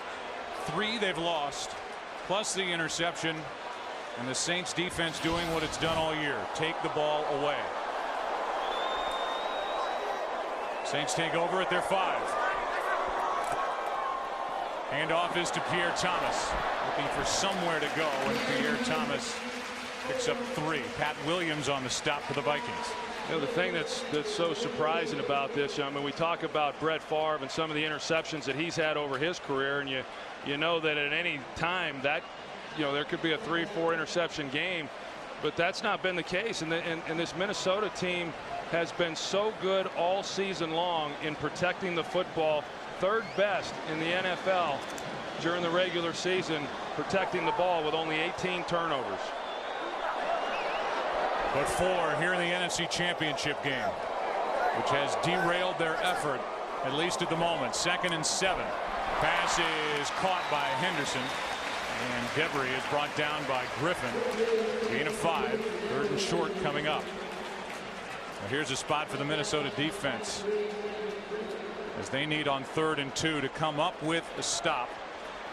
Try and get the ball right back with 8.5 to go in the ball game.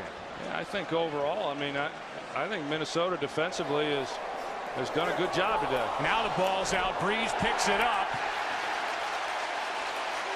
The ball is in the midsection of Drew Brees, and that will make him short of the first down. And so the Vikings hold. It's 4th down.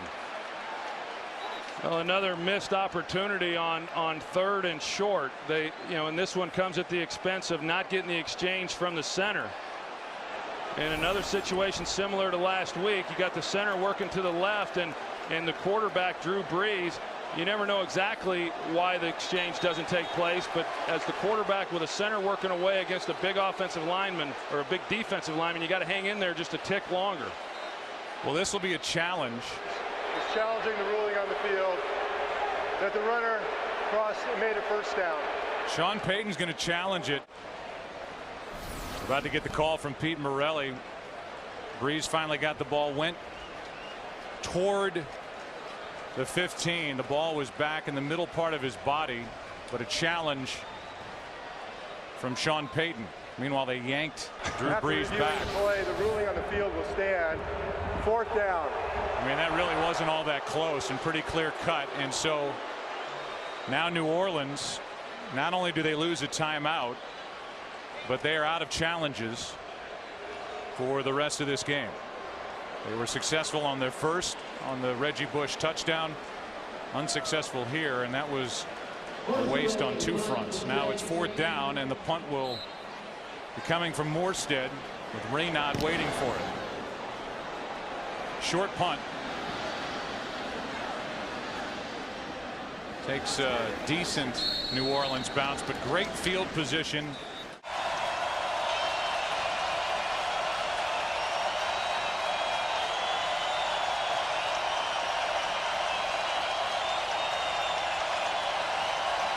Starting at their own 43, cutback run. Peterson hanging on to the football, and a nice gain on first down of 4 yards.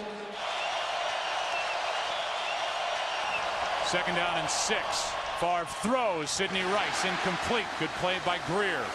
And these are very underrated corners here with the New Orleans Saints. Favre, Schenko.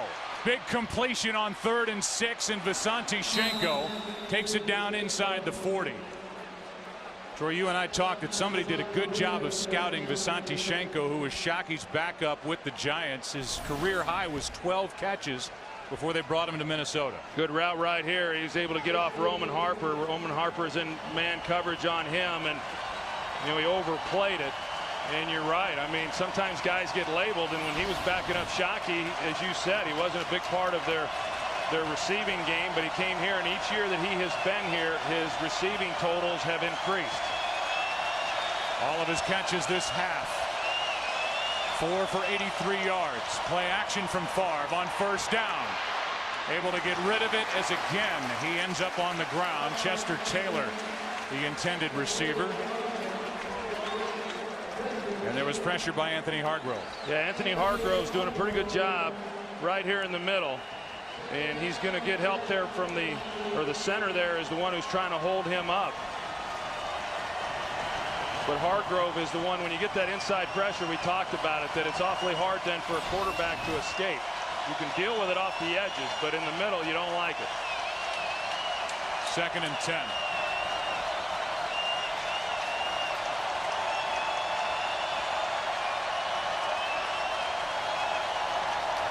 Delayed handoff. Adrian Peterson right up the middle. Lost his footing. Hangs on to the ball.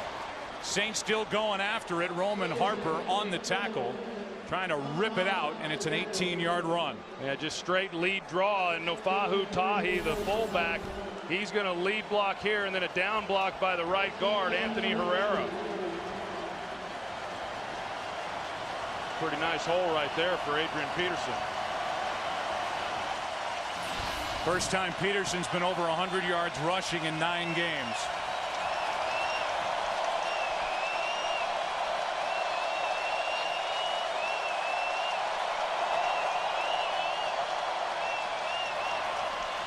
Favre floats it. Berrien, end zone, incomplete. And a flag comes in. And it's pass interference against Tracy Porter. That'll set it up at the 1-yard line. Pass interference, number 22, defense. The foul occurred in the end zone. By rule, the ball be placed on the 1-yard line, automatic first down. And Tracy Porter, he just gets turned completely around. And then Bernard Berrien just trying to make a play on the ball, and you know, that was the right call.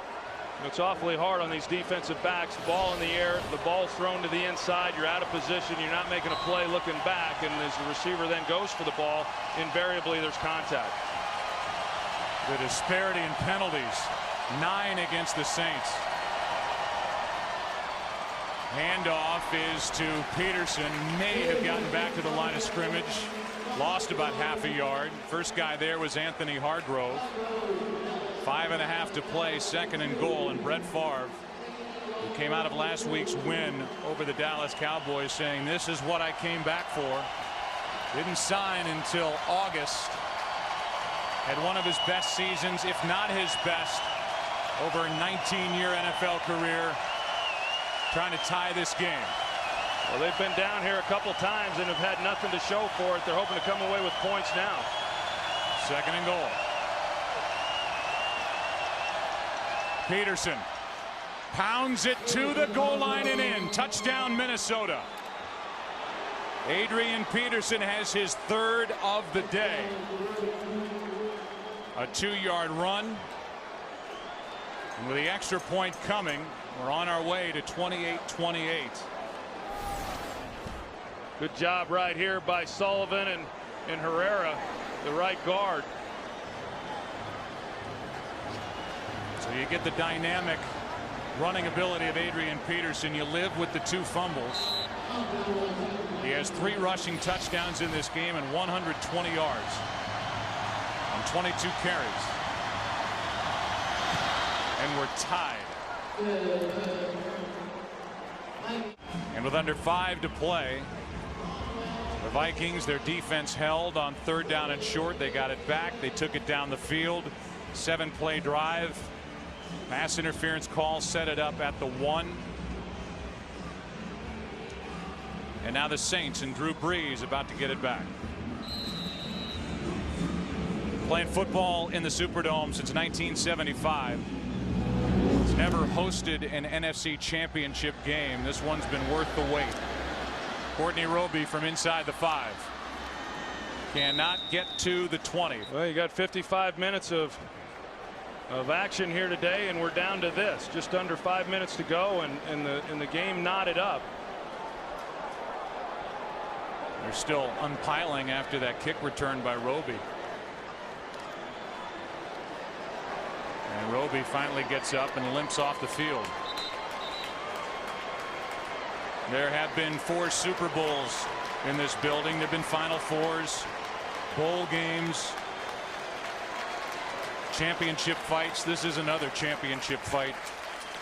Tied 28-28 with 4:52 left. Yeah, and there's no question that New Orleans, what they would like to do here is go into their 4-minute offense, meaning, you know, you get first downs, move the ball down the field, take time off the clock, and do everything they can to come away with points without giving the ball back to the Minnesota Vikings.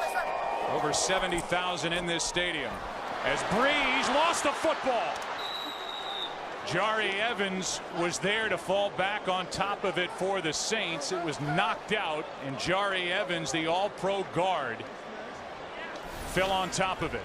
It looked like it was Ray Edwards that came in off the edge and was able to come underneath in the block by John Stinchcomb and knock that one loose. But you know, great awareness by the Saints being able to get back on that ball once it did come out. That is the first sack by either team in this game. A loss of 8, 2nd and 18, and a big play by Ray Edwards, who was so good against the Cowboys last week. Playing with a sprained knee. This one is in the arms of Pierre Thomas, and Pierre Thomas can get to the 11. That's it. Lieber made the play. And it's 3rd and 18 coming up in a game that's seen 4 ties, and neither team has led by more than a touchdown. Yeah, and I don't know that we can say enough of the job that Minnesota has done defensively. I mean, they've been very good. There has not been a lot of offensive production by New Orleans here in this second half. And it points out the job once again done by Leslie Frazier, who has been terrific in organizing and guiding this defense for the Vikings. 3 years in a row they led the NFL defending the run, number 2 this year. Their guys tee off in this situation, 3rd and 18. Breeze backpedals, throws, completes, short of a first down to Devery Henderson. A 16-yard completion, and if nothing else, it buys a little breathing room for the punter, Thomas Morstead. Yeah, I mean, a lot of breathing room, and then probably more importantly for New Orleans is they're able to regain field position, because if they had not have been able to get that completion, even though they were short, they're going to give the ball back to Minnesota with great field position. Morstead punts a beauty, high hanging punt. This is Reynaud on the return to the 22. That's it. And now we welcome you inside our broadcast booth. I'm Joe, that's Troy, and how about this script with Brett Favre heading to the field in a tie game with what, 2.5 minutes left? Yeah, he's been here before, and you look at it and you say, gosh, I mean, how is this game even as close as it is? Well, it is because of the turnovers by Minnesota. Minnesota has well over 400 yards here of offense. They have moved the football, and now the challenge is going to be, short of a takeaway, can New Orleans stop them here on this drive?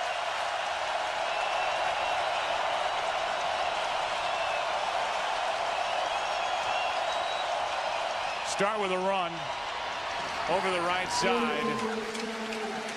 No gain for Adrian Peterson, maybe half a yard.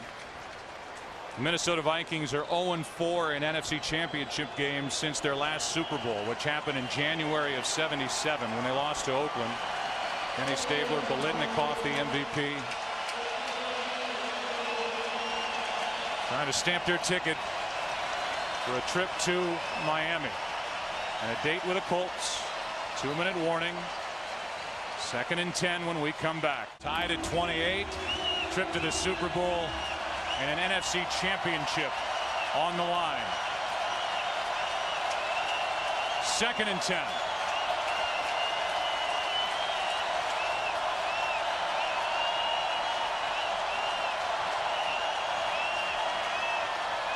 Delayed handoff. Peterson not much there. Vilma made the tackle. A gain of 2. And now a timeout is taken by the Saints. Remember, they lost a timeout on that challenge. Ill-advised challenge by Sean Payton. He challenged the spot of the football on a Drew Brees carry. So they have, the Saints, only 1 timeout remaining. There's such a disparity between the 2 field goal kickers involved in this game. Longwell in the regular season and postseason, 411 career field goals. Garrett Hartley has 25, and you look at the season long and career long for Ryan Longwell. 3rd and 8.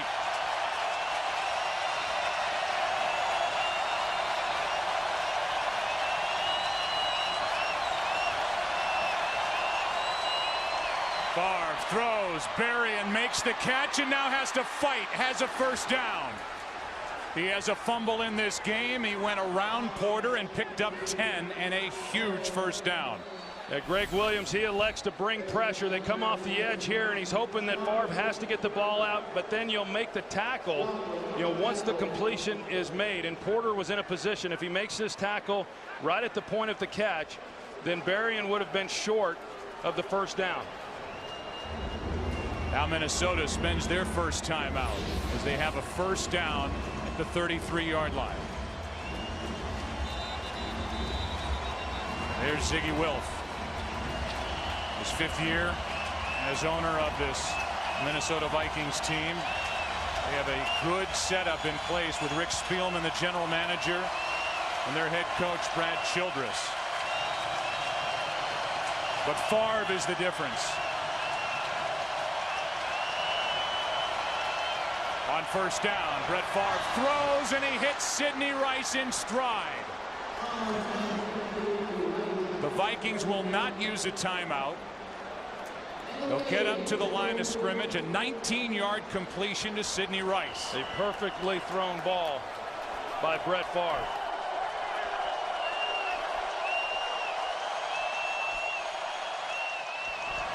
Handoff is to Chester Taylor. Chester Taylor takes it down inside the 35. And right now, the Vikings are already on the outer edge of field goal range for Ryan Longwell. With 1:06 remaining, and the Vikings spend their second timeout.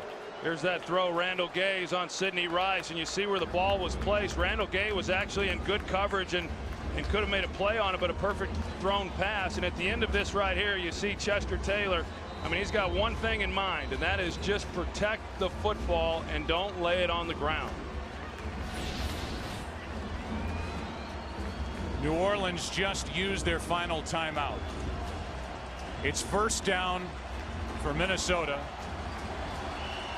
And this crowd, which has been deafening all afternoon and evening, will try and crank it back up as we play during a postseason that has been rough on kickers. Percentage is down under 60%. Be a 51-yard try from this spot.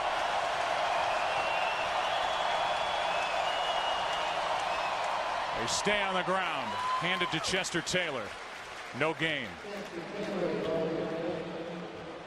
Again, this would be inside the season-long and career-long for Ryan Longwell. Ryan Longwell was hitting from 52 consistently during the pregame. Second down and 10. Vikings have 2 timeouts. Peterson back in the game at tailback.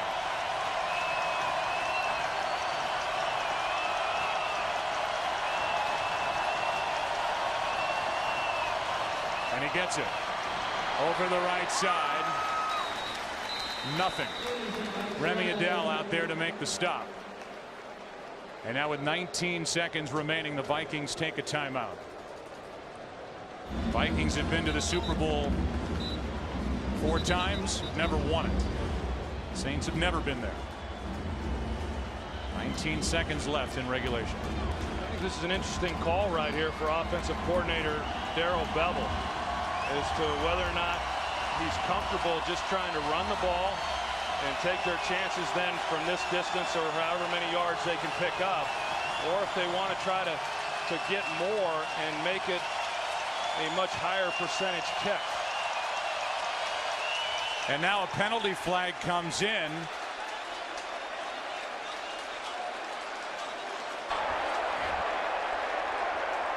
Twelve men in the huddle. Offense, 5-yard penalty, still third down. And so now you're backed up just outside that range that we just talked about. I think the Vikings, Troy, are almost compelled to try and throw the ball here. Well, I think now they have to, and I think what we'll see from New Orleans defensively is that they're going to bring pressure and try to make Favre get the ball out of his hands. I think they're going to try to do what they did on the previous third down. You know, in Minnesota's attempt to try to fool New Orleans on personnel and confuse them, they end up then taking the penalty.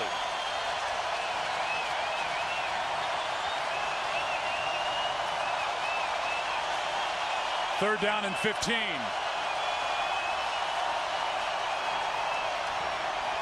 Favre sprints to his right, throws back across the middle, and he's intercepted. Porter. The return by Porter, and he's brought down with 7 seconds left.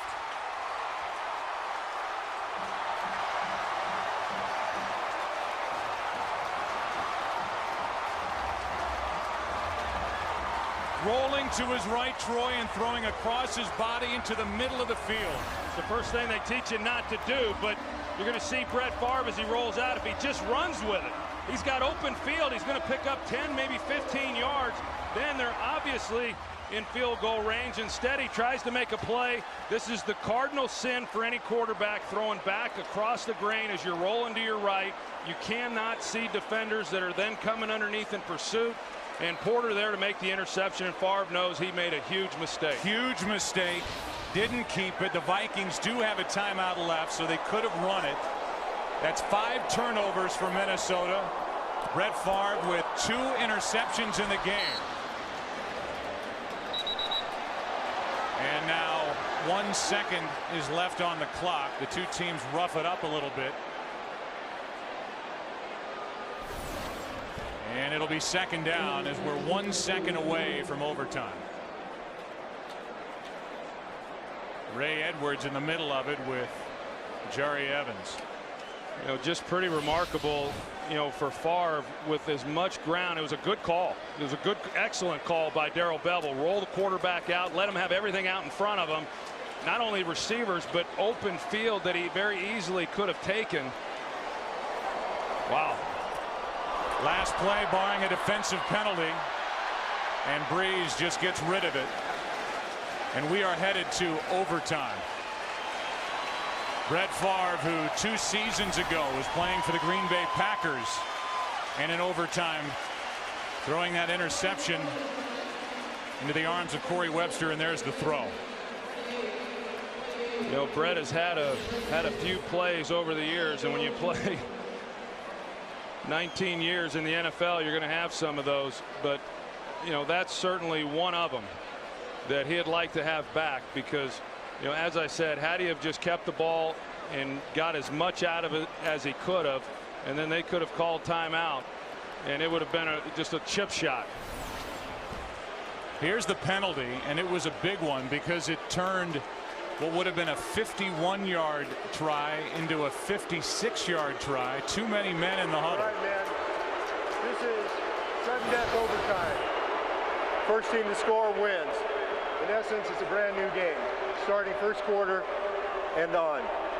Each team will have 3 timeouts, and all replays will be initiated from the replay booth upstairs. Okay? This is heads. This is tails. You're the visitor. You'll make the call. Heads. Heads. Can we spread out a little bit? Tails, you won the toss. You want to receive.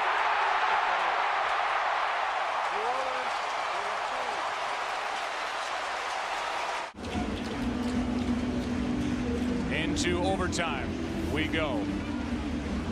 The NFC side for the second time over the last 3 years. This season the home team is 8-5. The team winning the coin toss 7-6. Coin toss winner scoring on the first possession 5 times. An inexperienced kicker for the Saints, remember. Roby was injured the last time he returned to kick, so Pierre Thomas is waiting deep. Off we go. From the goal line, Pierre Thomas. Room to run.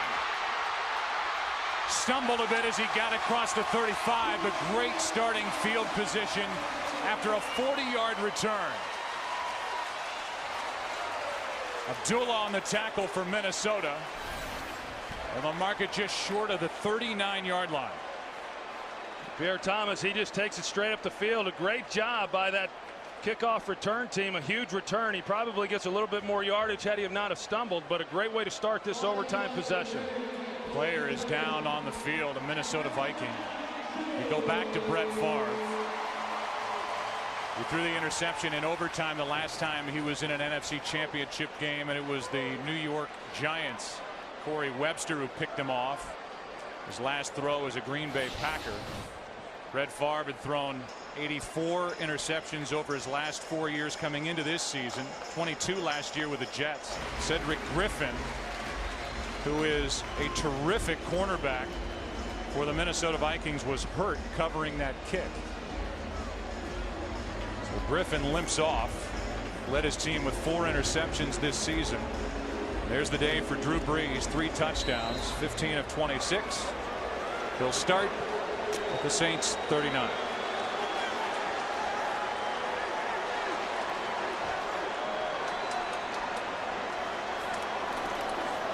They start with a run. It's Pierre Thomas.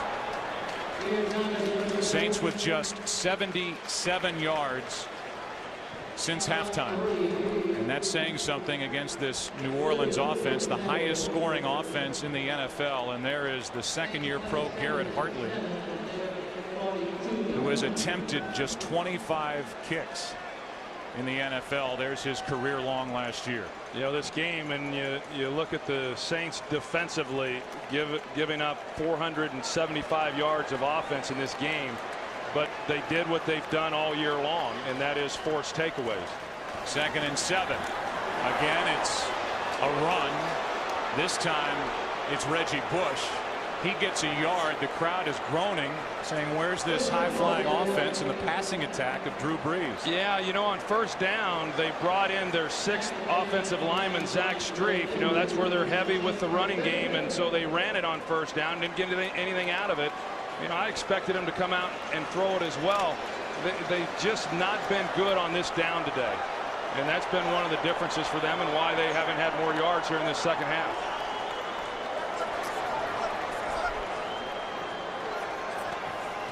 On 3rd down and 6. Brees with protection throws. Penalty flag as Colston makes the catch. He made the catch over the rookie Asher Allen, but a flag is down. I think they're going to get Asher Allen with pass interference. He was holding Marcus Colston as he came off the line. Ruling on the field as the pass is incomplete. However, holding number 21 of the defense. 5-yard penalty, automatic first down. So again, the pass is incomplete. That ball came out when Colston went to the ground. But they'll accept the penalty, and it's an automatic first down as Asher Allen, the rookie, was guilty of the hold, and Allen's out there with the injury to Cedric Griffin. So now the Vikings, Troy, are sitting here in overtime as you watch the ball hit the ground. Here are the Vikings trying to slow down the Saints. They're without Cedric Griffin, and they're having to play Antoine Winfield on the inside with Benny Sack on the outside. Brees somehow got rid of the ball, incomplete. Big pressure by Ray Edwards, and David Thomas could not make the catch. 2nd and 10. Yeah, Ray Edwards is the one who comes in and then gets the hit on Drew Brees, and that's what Minnesota has to have. You know, they've got to be able to now get pressure on Brees, unlike they have throughout this game because of the injuries, as you just mentioned. I mean, they're shorthanded right now out there. They've got Asher Allen, the rookie, as you said, and then they still got Winfield, who, you know, isn't 100% either. Antoine Winfield's in the slot across from Colston. Missed 6 games with a broken foot. They go to Colston, and the ball comes out. It drops incomplete, and the Vikings had a chance at an interception. Ben Lieber was there defending, and after the ball was flipped up into the air by Marcus Colston, let's see who had a chance at it.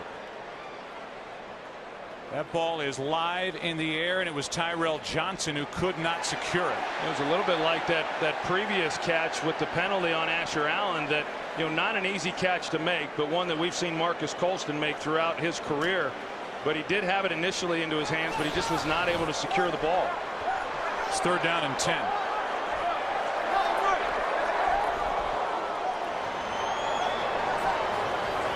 Blitz coming. Saints pick it up. Brees pulls it back, throws a bobble, a catch. Depends on the spot. Devery Henderson. And we'll get a measurement. Well, Devery Henderson does a great job. Once the Vikings bring pressure, now you know there's got to be some holes in that defense. And Devery Henderson at the top of this route, he works to get open. He moves so there's a window that Drew Brees can see through and put the ball on him. And even he bobbled it. If he doesn't bobble it, he probably picks up the first down. I've got to believe, regardless of what this is, he's short. We thought that he was, that the Saints here will go for it. As well as Minnesota has moved the ball, you certainly don't want to have to punt it back to them.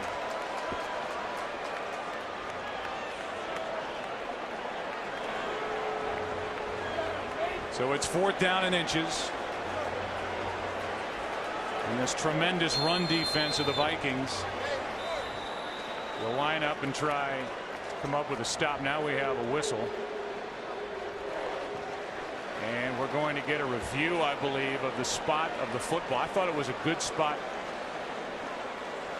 for the New Orleans Saints. In other words, it looked like a very favorable spot compared to where Devery Henderson was when he came down. And they're going to look and make sure that either A, it wasn't a first down, or B, that they're actually as close as they say they are. Well, that's a good point, because, yeah, I mean, I think the review booth is, you know, they're reviewing it to see.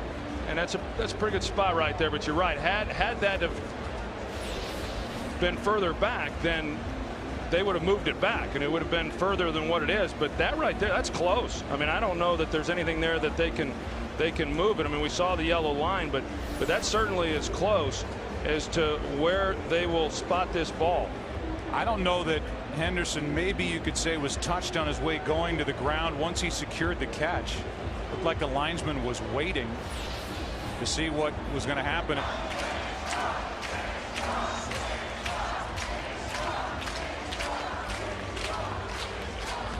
Well, the Saints are outside field goal range.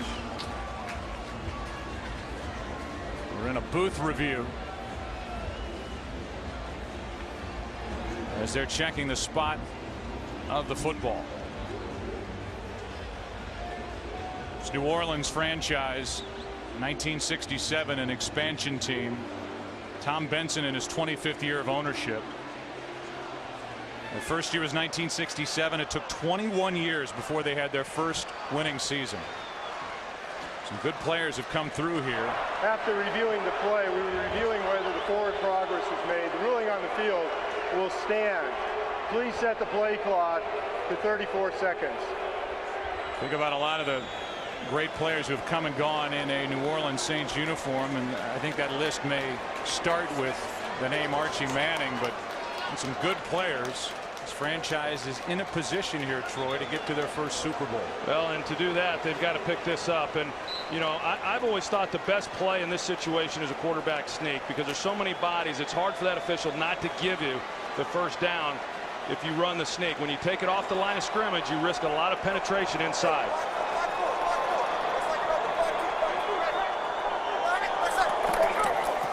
Handoff to Pierre Thomas. Depends on the spot. Looked like he picked it up. First down.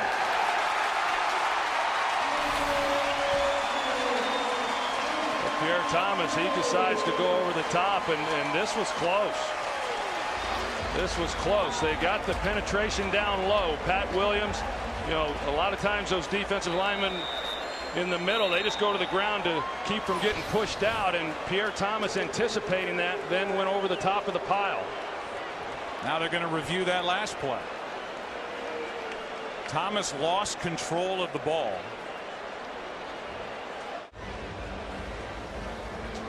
Still waiting for the call from Pete Morelli. The hit by Greenway put his helmet on the football. I don't know how Pierre Thomas, Troy, maintained possession of the ball as he came down, but he did. And initially they ruled a first down. We'll get the official call now from Morelli. After reviewing the play, the ruling on the field will stand. First down.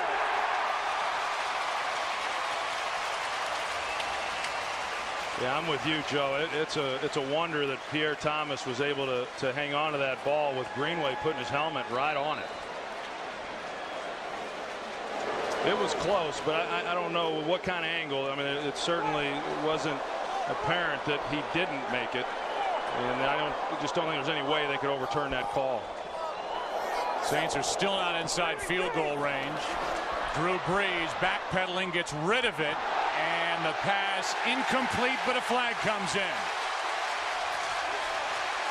Lieber was covering David Thomas.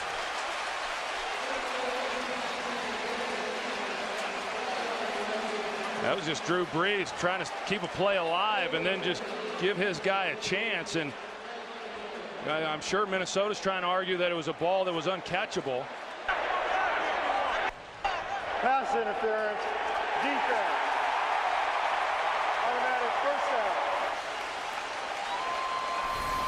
Let's take another look. The ball was well over the head of the receiver. Breeze backpedaling David Thomas, and that's Lieber out there in coverage. I think you can make a strong case that that ball wasn't catchable. Lieber never got his head around, and on the overthrow, a pass interference call, and now the Saints are inside field goal range. You know, it's kind of hard to tell even how much contact actually took place because of where the throw was. You know, you could argue that Dave Thomas was trying to make a play on the ball, and that's why he fell back. Here's a toss to Reggie Bush, and a big play is made by Ben Lieber, who was just flagged for interference. A loss of 4 on the tackle by Ben Lieber. Well, they got the penetration up the field. You try to bounce something out wide, and if you're not able then to get, you know, on the edge, then you risk losing significant yards, and that's what happened. Garrett Hartley in his second year was suspended to start the season. John Carney started the year. He's 13 of 17. Doesn't have the range of Garrett Hartley, but certainly has the experience over Hartley. Play clock was at 1. 2nd and 14, and the pass is caught. Catch is made by Robert Meacham. A gain of 12. He almost lost it going to the ground. Well, and I think part of it is, Joe, what I'm noticing from Drew Brees here, especially on this last possession, is he's not throwing the ball with a great deal of authority. I mean, the ball's coming out funny right there. You see it, not a tight spiral like what you're accustomed to seeing. And that's close to not being a catch, you know, whether or not he had full possession of the ball as he goes to the ground. But I think that's one of the reasons why we've seen Marcus Colston and Meacham here, and then Devery Henderson bobble those balls that, you know, Brees is not throwing it with the same authority as what you are used to seeing him throw it. Meacham was losing the ball going to the ground. Looked like at the end of the catch there was a trap of the ball against the ground and against the leg of Meacham. Here's a look, and they are reviewing the call. So a shrewd timeout taken by the Vikings. And it's up to Pete Morelli to determine whether that ball was secured, and he secured it throughout the catch going to the ground.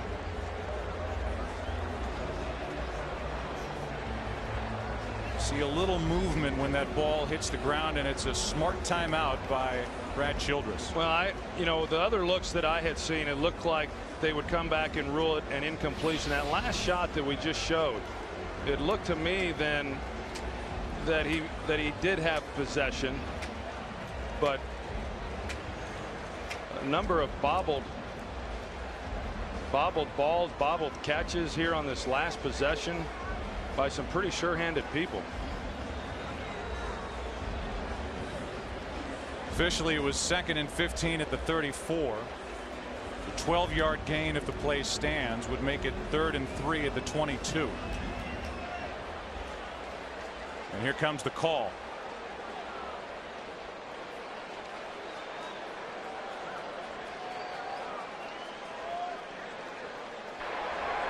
After reviewing the play, the ruling on the field will stand. It is catch.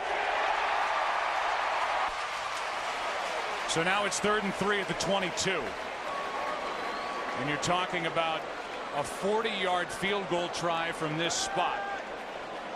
Well within the range of Garrett Hartley, the 23-year-old out of Oklahoma.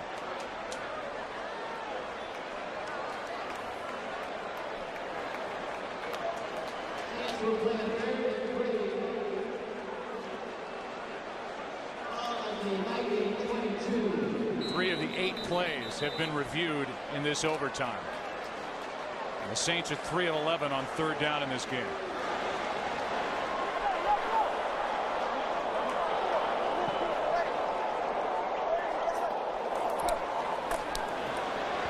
Breeze incomplete. No penalty flag. The coverage by Tyrell Johnson on David Thomas. It's 4th and 3, and here comes the moment Garrett Hartley has always dreamed of. The holder is Mark Brunell. The long snapper is Jason Kyle.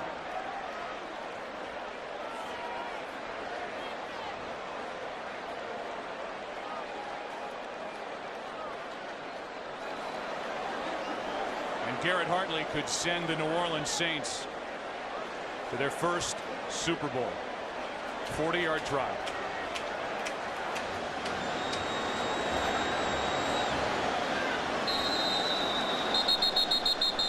Timeout taken by Minnesota.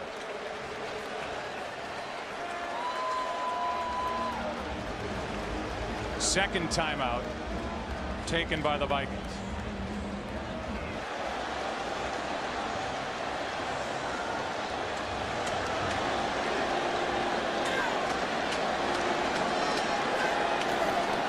Hartley sends the Saints to the Super Bowl.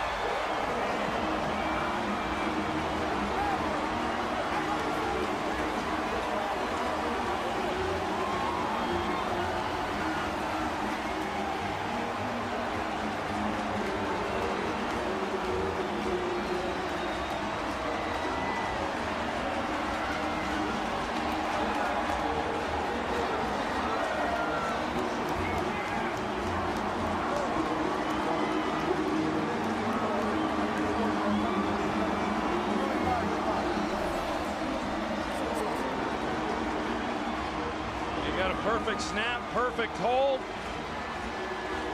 And Garrett Hartley is right down the middle. How do you think Bourbon Street looks now? A little different than the last time we saw it. And it is